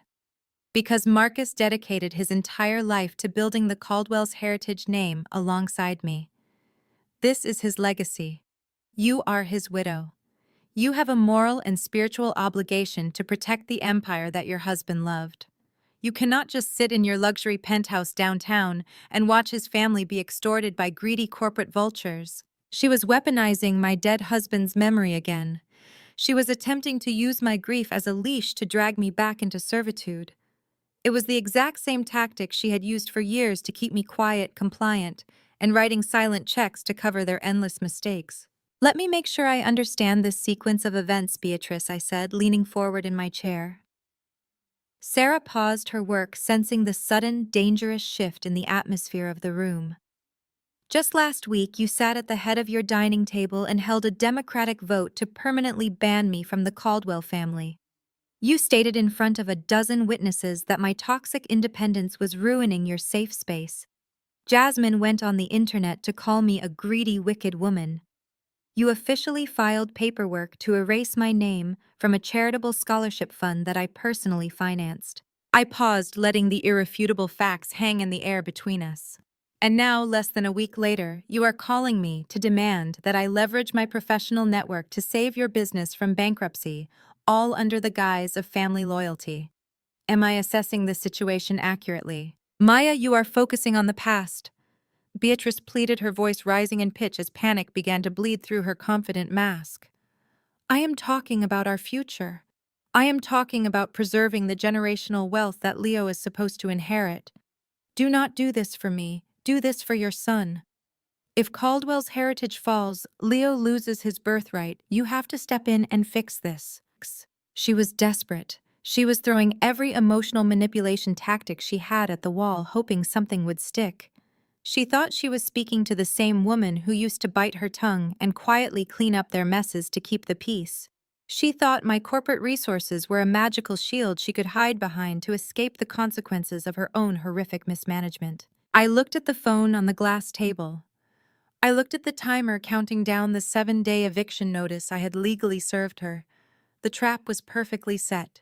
She had walked right into the center of it, blinded by her own arrogance and entitlement. She was begging the executioner to stop the blade, completely unaware of whose hand was actually resting on the lever. I signaled Sarah to finish applying the top coat to my nails. The small brush glided over the deep burgundy polish, mirroring the smooth, methodical way I was about to dismantle my mother-in-law. Beatrice was breathing heavily through the phone speaker, the raspy sound of a woman who was entirely out of options and running purely on desperate entitlement. "Maya, did you hear me?" Beatrice snapped, her impatience bleeding through the artificial sweetness she had tried to maintain. "I said I need you to get on the phone with whoever runs this Apex Properties today. We do not have time for your grudges." "I heard you perfectly, Beatrice," I replied, keeping my voice as calm as a placid ocean.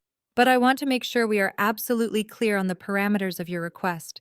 You want me to step in and save Caldwell's heritage. You want me to utilize my professional crisis management firm pro bono to rescue a corporate entity that your son-in-law essentially bankrupted.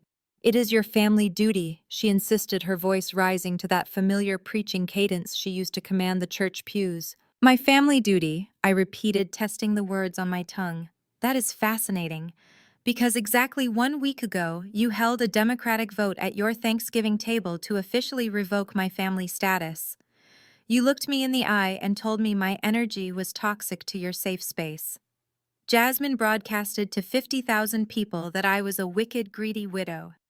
And just yesterday, you legally erased my name from Marcus Memorial Scholarship Fund." "That was business," Beatrice stammered, scrambling to justify her blatant malice. "The scholarship fund needed active leadership, and you were pulling away." "And this is also business," I countered effortlessly. "You made your bed, Beatrice. You chose Connor to lead your financial future because he looks the part and feeds your ego. You let him sign a 10-year commercial lease with a 30% rent hike and an accelerated default clause without ever having a lawyer read the fine print. You handed him the keys to the safe, and he rewarded your blind trust by stealing $150,000 to spend on casino chips and a mistress." There was a sharp intake of breath on the other end of the line. I knew she was completely paralyzed by the fact that I already knew about the embezzlement. "How do you know about that?" Beatrice whispered, the sheer panic cracking her voice in half. "Because I am a professional," I said simply. "I know everything. I know your credit is maxed out. I know your vendors are preparing to freeze your supply accounts. I know you do not have $500,000 to pay that demand letter." "Then you know we are going to lose everything," Beatrice cried out, finally abandoning the strong matriarch act and fully leaning into desperate victimhood. "Maya, please. If you know all of this, then you know you have to make that call. You have to speak to the board of Apex Properties. You have the leverage. You have the corporate vocabulary to make them understand our situation. Please just ask them for an extension. Ask them for a favor." I lifted my hand, inspecting the flawless, glossy finish of my freshly painted nails. Sarah packed up her kit quietly, her eyes wide as she witnessed the utter destruction of a local dynasty right in my sunroom. "I cannot do that, Beatrice," I said, my voice dropping to a low, lethal whisper. "Why not?" she shrieked, the panic boiling over into pure rage. "Are you really that vindictive? Are you going to let your dead husband's legacy be destroyed by a faceless corporate landlord just to prove a point? You are a useless, selfish girl.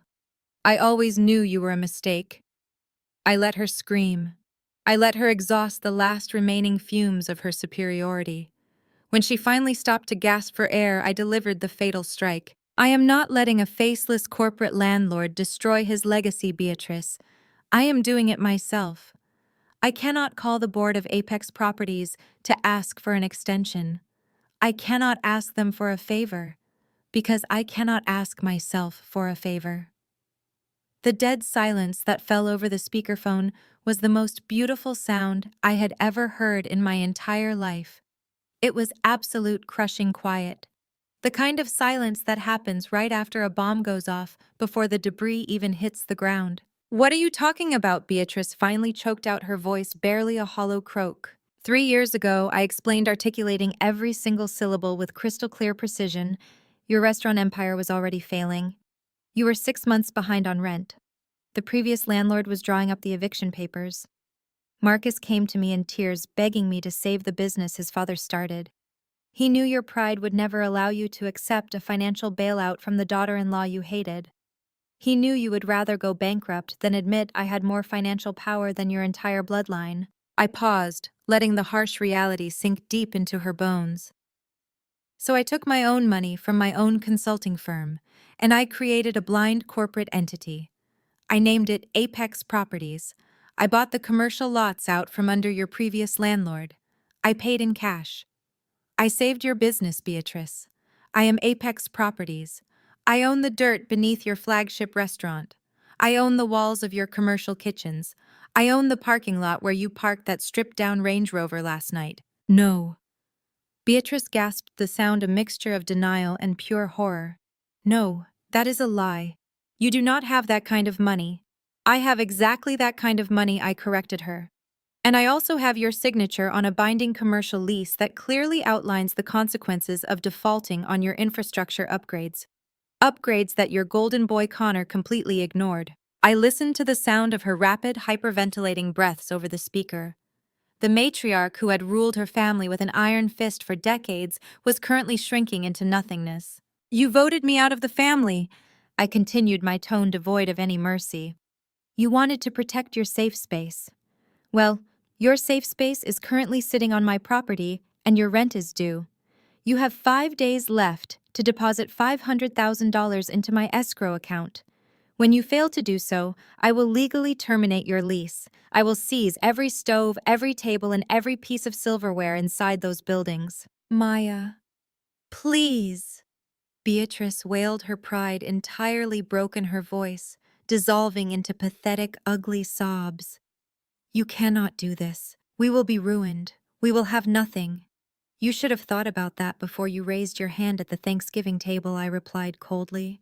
I reached forward and pressed the red button on the screen. The call disconnected, cutting off her desperate weeping. I set the phone face down on the glass table. The game was over. The checkmate was complete. All that was left now was the sweeping up of the remaining pieces. I sat in the sunroom listening to the absolute silence of my penthouse. The connection was severed, but in my mind I could perfectly envision the scene unfolding miles away in the Buckhead estate. I knew exactly what that dead silence on their end of the line looked like. Beatrice was undoubtedly staring at the darkened screen of her smartphone, her manicured hands trembling so violently she could barely hold the device. Jasmine, who had certainly been eavesdropping on the conversation, was standing paralyzed by the dining room table, the horrific reality of her impending poverty crashing down on her like a physical weight. The power dynamic had permanently, irreversibly shifted.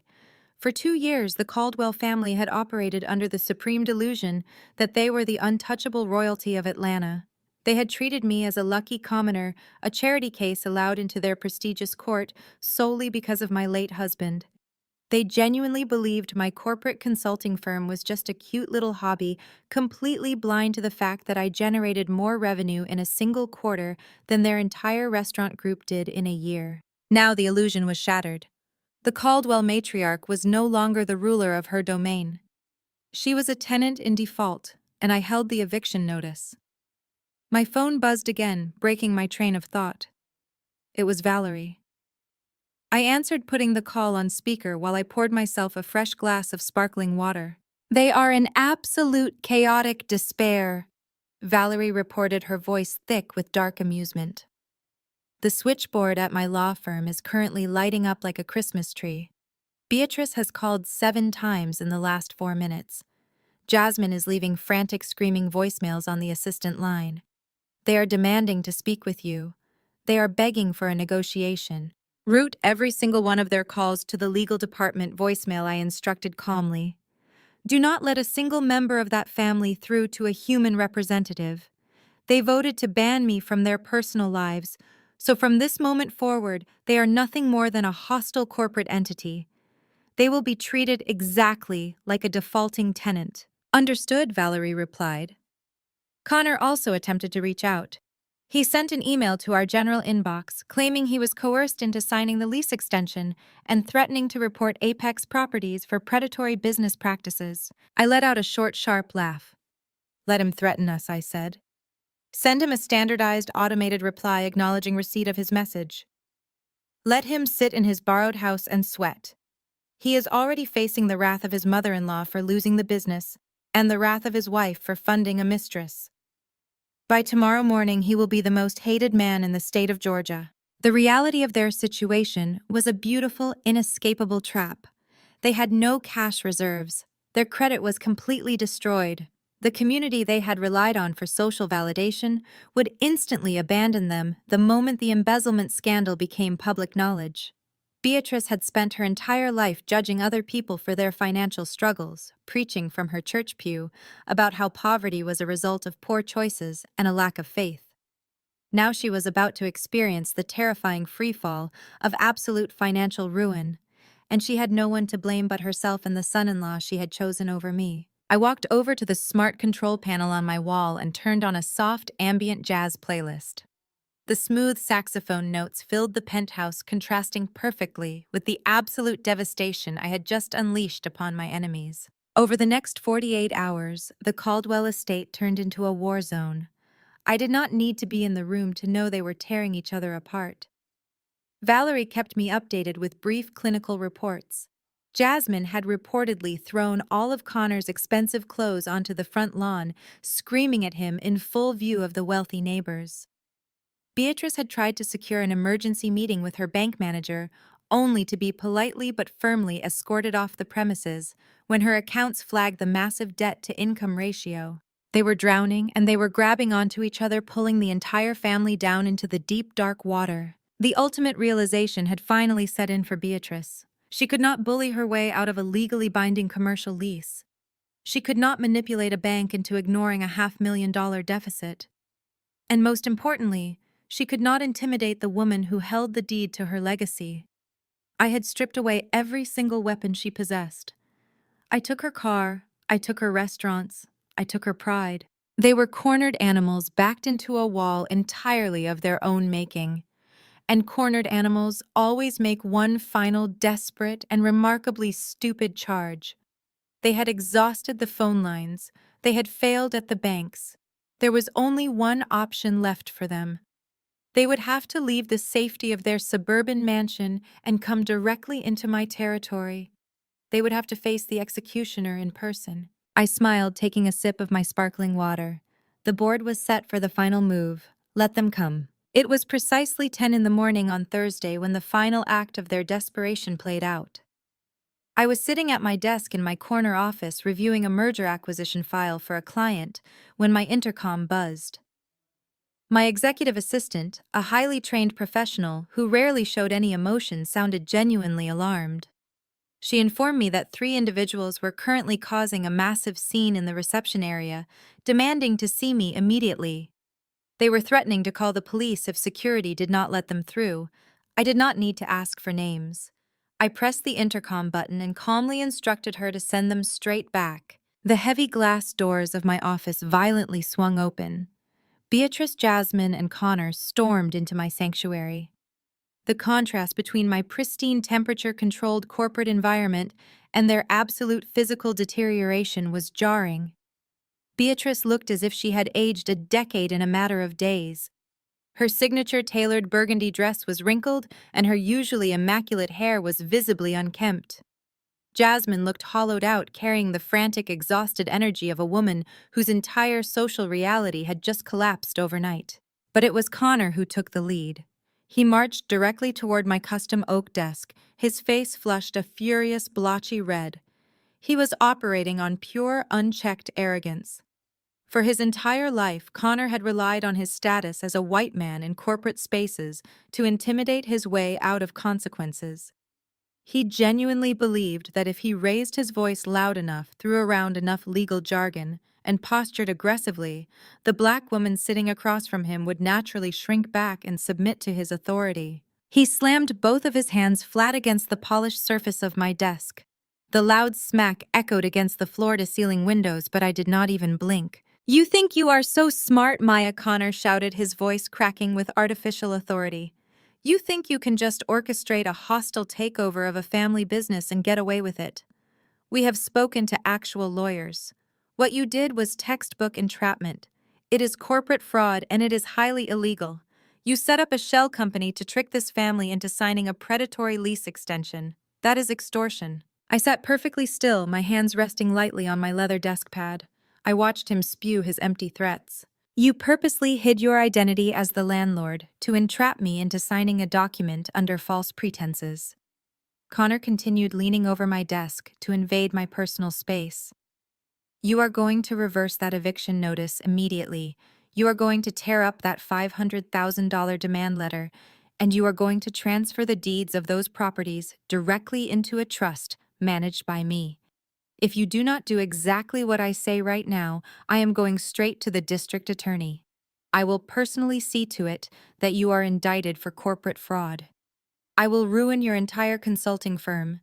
I will make sure you lose your license, your business, and your freedom." Behind him, Beatrice and Jasmine stood near the doorway, watching the spectacle with a mixture of desperate hope and sheer terror. They were actually relying on this man to save them. They were praying that his aggressive performative outrage would somehow intimidate me into surrendering my leverage. I let him scream. I let him empty his lungs and exhaust his entire vocabulary of borrowed legal terms. I did not interrupt him. I did not raise my hand to stop him. I simply sat there, radiating absolute glacial calm.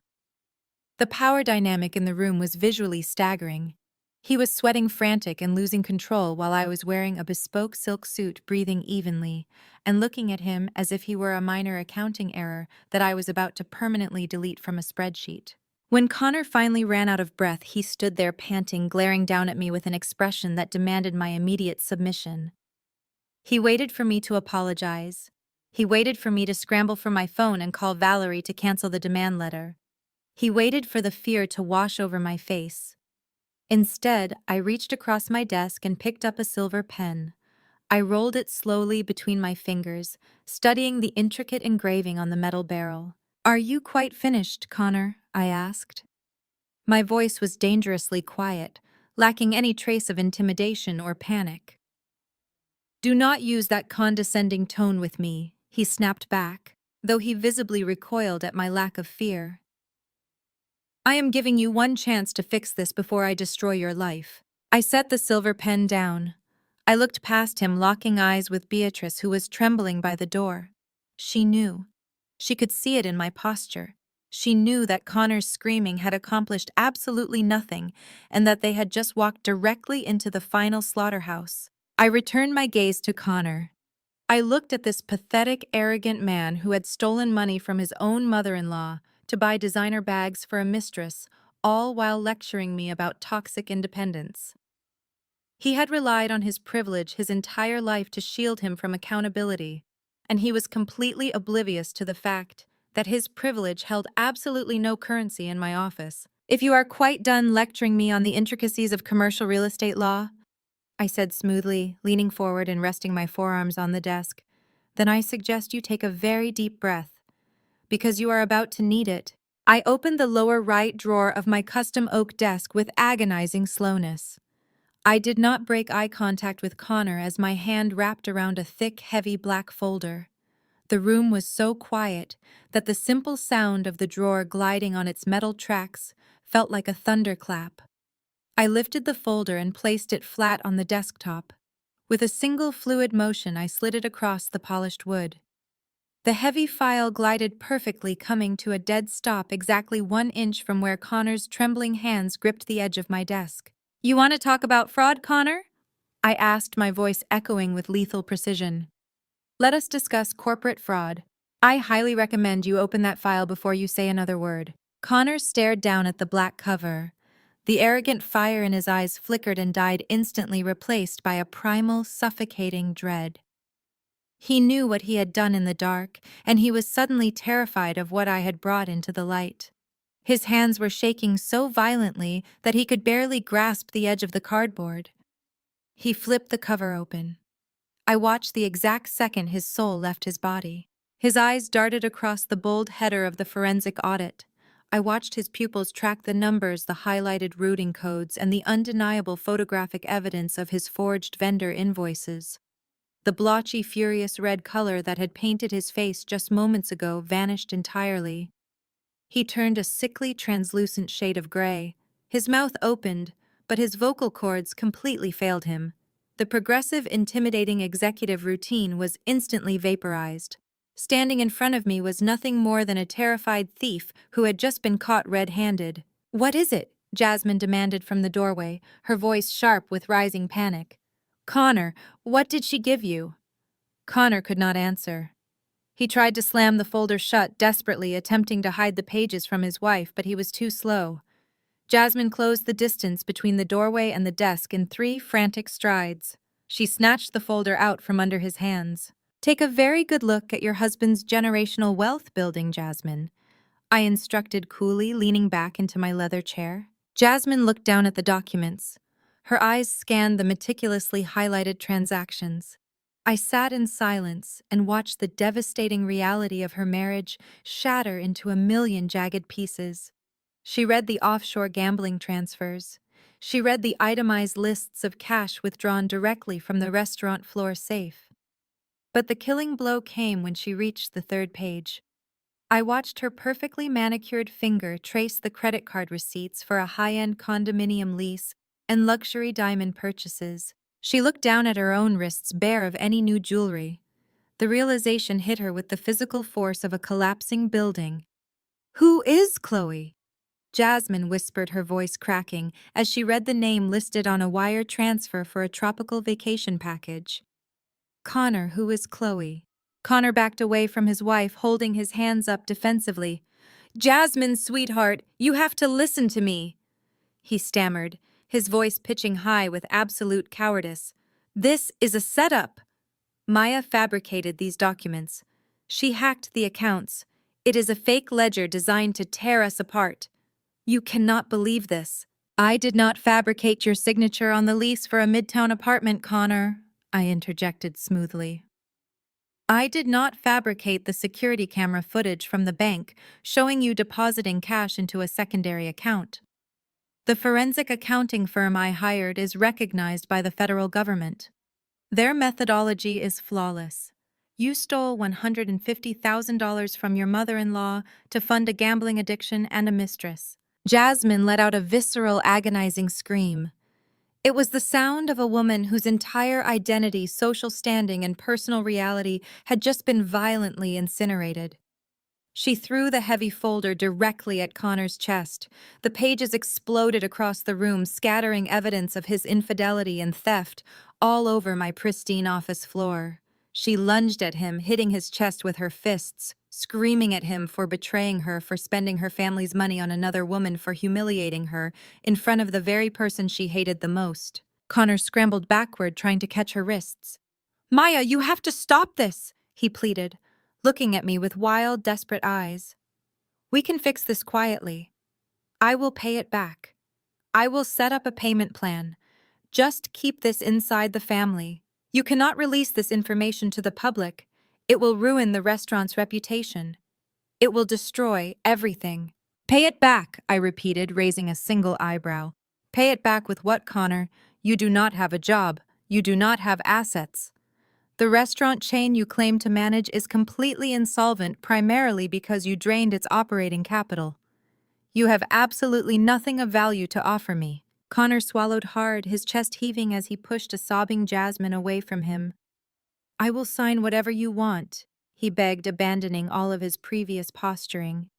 "I will sign the restaurants over to you. I will give you full control. Just let me walk away. Just keep the audit between us. I am begging you." I rested my elbows on the desk, clasping my hands together. I looked at this pathetic man who had stood at a Thanksgiving table and confidently diagnosed my grief as toxic independence. I looked at the man who had ordered me to return a luxury vehicle he intended to claim for himself. "You are fundamentally misunderstanding the timeline of this situation, Connor," I said, my voice dropping to a low, lethal register. "You are standing in my office trying to negotiate a settlement that expired before you even woke up today." Connor froze. Jasmine stopped crying, wiping her mascara-stained cheeks as a new wave of terror washed over the room.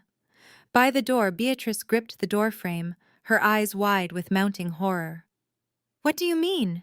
Connor whispered, his voice trembling. "I mean that I did not just print that folder to scare you," I explained, articulating every syllable with merciless clarity.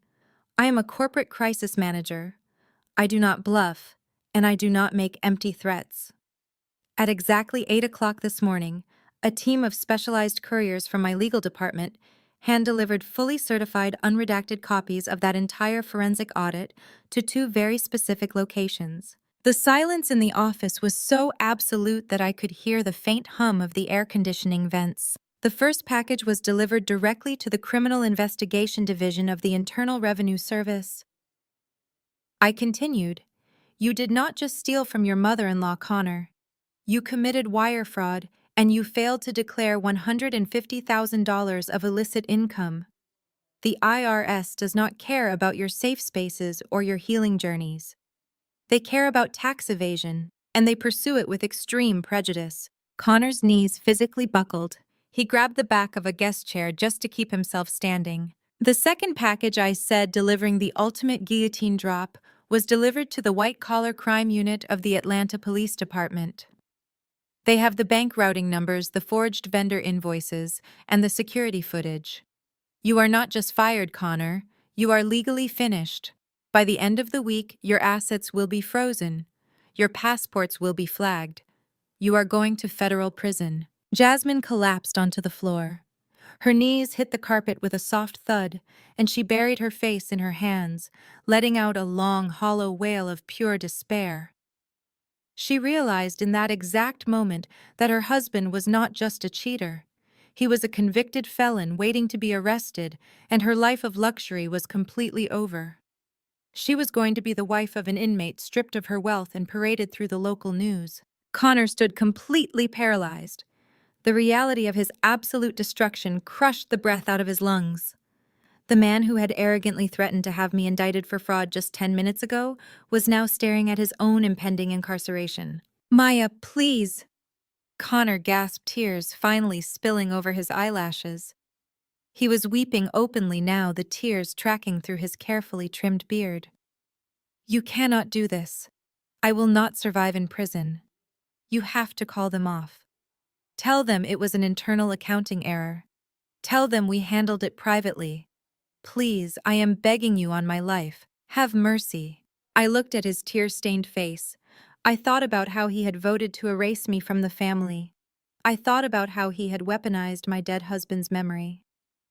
"I am a crisis manager, Connor," I said, my voice devoid of any warmth or sympathy.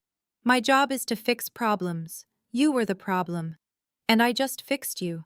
Connor backed away, his chest heaving, his eyes darting frantically around the room for an exit that did not exist. He stumbled into the leather guest chair and collapsed into it, putting his head between his knees as he began to hyperventilate. Jasmine remained on the floor, her cries turning into wet, pathetic hiccups as she rocked back and forth, mourning the sudden and violent death of her comfortable reality. The two of them were completely neutralized, shattered by the weight of their own criminal arrogance. That left only Beatrice. The Caldwell matriarch released her death grip on the doorframe. She took a slow, unsteady step into the center of my office. Her signature tailored dress, usually a symbol of her unyielding authority, now hung on her shaking frame like a discarded theatrical costume. She looked at Connor, then down at Jasmine, realizing that her entire support system had just been vaporized in under 5 minutes. She had walked into this building expecting to command a room, and instead she found herself standing in a corporate graveyard. She turned her eyes to me. The sheer arrogance that had defined her entire existence was completely gone. In its place was raw, unadulterated terror. She realized she was standing in the domain of an apex predator, and she was the last item on the menu. Beatrice took another step forward, and then her legs completely buckled. The woman who demanded everyone bow to her social standing physically collapsed. Her knees hit the thick carpet of my office with a heavy, dull thud. She crawled forward on her hands and knees, abandoning every ounce of her pristine church lady dignity until she reached the edge of my custom oak desk. She reached up her manicured fingers, gripping the edge of the wood as if it were a life raft in a violent storm. Maya. Beatrice choked out her voice, trembling so violently it was barely recognizable. I am begging you, on my knees before God. Do whatever you want with Connor. Let him go to federal prison. Let him rot there. He deserves it for what he did to my daughter. But please, please have mercy on me. Have mercy on the family name. It was a stunning display of self-preservation. She was offering her own son-in-law as a sacrificial lamb just to save her social standing. You cannot take Caldwell's heritage away from us. Beatrice wept, tears completely ruining her perfectly applied makeup. You cannot shut the doors. Marcus built that brand alongside his father. He poured his blood, sweat, and tears into those kitchens. It is his legacy. If you destroy the restaurants, you are destroying the very last thing Marcus left behind on this earth. She paused, taking a ragged, desperate breath, and then played her final, most manipulative card. Think of little Leo. Beatrice pleaded, her voice cracking into a high-pitched wail. He is a Caldwell. You cannot take away his father's legacy. How will you look your own son in the eyes and tell him you destroyed his birthright just to punish me? You are a mother, Maya. I am begging you, mother to mother. Do not take my grandson's future away. The air in my office went absolutely freezing. I looked down at the woman kneeling at my feet. The sheer, unmitigated audacity required to weaponize my dead husband and my 8-year-old son to save her own skin was staggering. This was the exact same woman who just 1 week ago had screamed at my crying child and told him he was spoiled and disrespectful. This was the woman who had happily cast us out to protect her own ego. I stood up from my leather chair. I walked slowly around the edge of the desk until I was standing directly over her. I looked down at her tear-stained face, offering absolutely no comfort, no warmth, and no forgiveness. Do not ever put my son's name in your mouth again, I commanded. My voice was a lethal, quiet blade. Beatrice flinched, shrinking back against the carpet, but I did not stop. You want to talk about Marcus and his legacy? I asked, stepping closer so she was forced to look up at me. You do not care about his legacy. You rotted his legacy from the inside out. You took the thriving, respected business he spent his life building, and you turned it into a personal piggy bank for your vanity projects. You let a con artist drain the operating account so you could pretend you were a progressive modern matriarch. You neglected the infrastructure. You alienated the vendors. You traded the genuine quality Marcus built for cheap social status at your country club. Beatrice shook her head frantically, trying to deny the truth, but I talked right over her. You did not protect his legacy, Beatrice. You infected it. And if I leave those restaurants in your hands for one more day, there will be absolutely nothing left for Leo but debt scandal and a ruined family name. I crouched down slightly so I was at eye level with her. I wanted to make sure she heard every single syllable of her sentencing. I am not destroying Marcus's legacy, I told her, my eyes locking onto hers. I am rescuing it from you. Beatrice stopped crying. She stared at me, her chest heaving slowly, realizing that my plan was far more comprehensive and devastating than simple revenge. I was not just burning her empire to the ground. I was surgically extracting the valuable pieces and leaving her with the ashes. I am seizing all 3 restaurant locations, I explained methodically. I am legally changing the locks at midnight. I am liquidating every single tainted asset, paying off the honest vendors you neglected, and restructuring the entire corporate entity from the ground up. Every piece of valuable commercial real estate, every intellectual property right, and every functioning financial account is being transferred immediately. Transferred where Beatrice whispered, the absolute dread pooling in her eyes. Into an irrevocable, highly secured blind trust, I replied. A trust completely managed by my corporate legal team, and the sole exclusive beneficiary of that trust is Leo. The color drained entirely from Beatrice's face. He will inherit a clean, highly profitable real estate and corporate empire the day he turns 25, I continued. I am securing his generational wealth. I am protecting his birthright. And until that day comes, you, Jasmine, and everyone else who sat at that Thanksgiving table will have absolutely zero access to it. You will not see a single dime. You will not hold a single title. You are completely and permanently excised from his future. No, Beatrice gasped, reaching out to grab the hem of my suit pants. Maya, please, I have nothing else. I mortgaged my house to keep up appearances. Where will I go? How will I live? I stepped back smoothly, pulling my pant leg out of her desperate grasp. I stood up to my full height, looking down at the absolute wreckage of the Caldwell family hierarchy scattered across my office floor. The golden child was weeping on the carpet. The arrogant white savior was hyperventilating in a chair, and the tyrannical matriarch was begging for scraps. I suggest you learn how to budget, I said coldly, because as the sole owner of Apex Properties and the acting trustee of Leo's estate, I am delivering your final notice. You are officially evicted from all commercial properties. You are fired from the company my husband built, and you are permanently cut off from my finances. I turned my back on her and walked over to my office door. I opened it wide, gesturing toward the reception area where my private security team was already waiting in the hallway.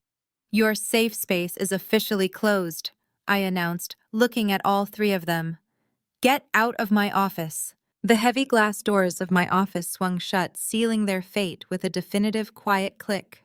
My private security detail stepped forward, flanking the three shattered remnants of the Caldwell dynasty. Connor did not put up a fight. He stumbled forward like a hollow shell, his eyes vacant, his mind already calculating how many years he would spend behind bars. Jasmine trailed behind him, weeping loudly into her hands, completely ignored by the corporate staff, who watched her humiliating exit from their desks. Beatrice was the last to cross the threshold. She moved with the slow, shuffling gait of a woman who had just been stripped of everything that made her feel alive. She did not look back. The fallout was swift, absolute, and entirely public. As a crisis manager, I know that the most effective cleanups leave absolutely no loose ends, and I made sure every single thread of their corruption was pulled. The Atlanta Police Department and the Internal Revenue Service did not waste time. Just 2 days later, flashing red and blue lights illuminated the early morning fog outside the luxury midtown condominium Connor had leased for his mistress.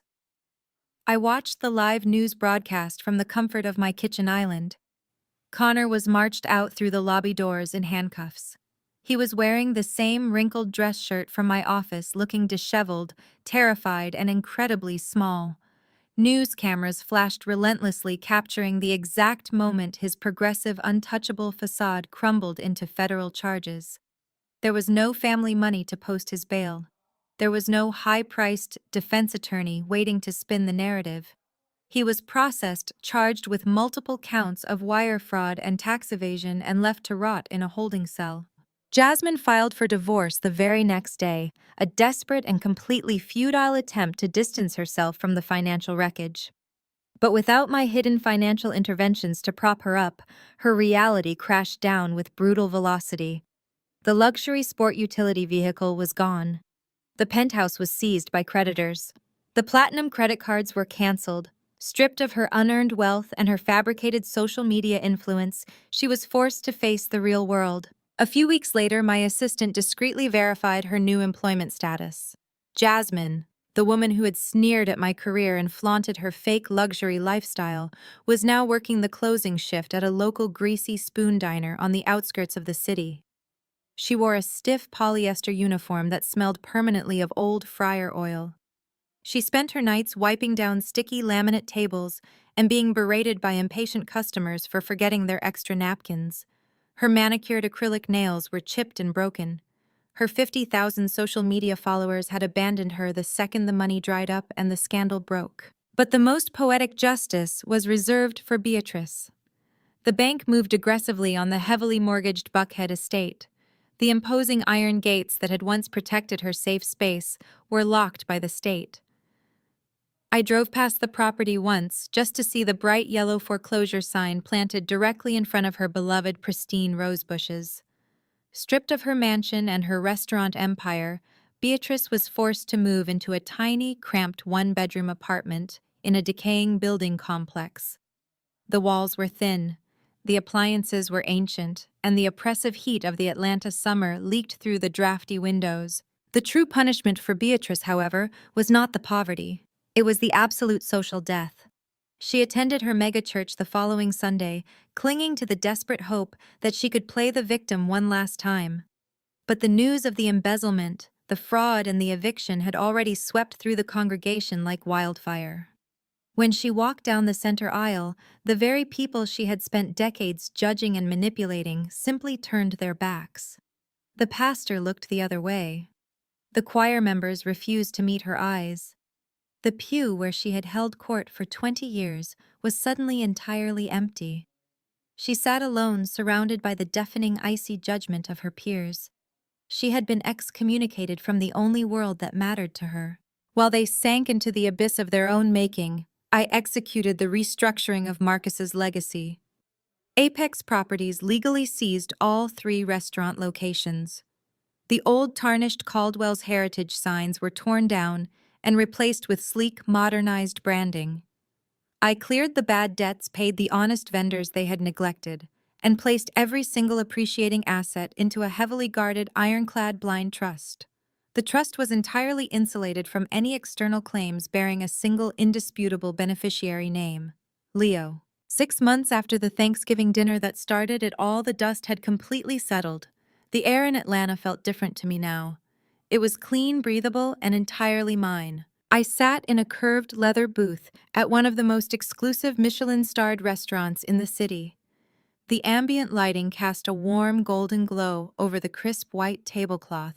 Soft rhythmic jazz played through the hidden speakers, setting a perfectly tranquil mood.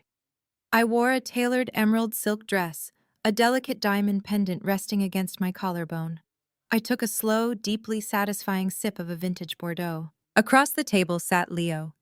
He was dressed in a sharp little blazer, his eyes bright and full of genuine, unrestrained joy. He was laughing at a joke the waiter had just told him while slicing into an extravagant chocolate dessert. There was no fear in his eyes anymore. There was no anxiety, no toxic pressure, and no grandmother waiting to snap at him for simply existing. He was safe, he was loved, and his future was legally secured by an empire that could never be touched by the hands of greedy relatives. I reached across the table and gently wiped a smudge of chocolate from his chin. I smiled at him, a real warm, fiercely protective smile. He smiled back, taking another eager bite of his dessert. I leaned back into the plush leather of the booth. The camera begins a slow, deliberate pull-out, widening the frame to capture the absolute serenity and power of the moment. I slowly turn my head, shifting my gaze away from my son, and look directly into the lens. The warm restaurant lighting catches the sharp, unwavering focus in my eyes. They voted to ban me from the family, so I bought the family and I evicted them. Respect is not requested, it is collected. The screen holds on my perfectly calm, victorious expression for one final silent second. Fade to black.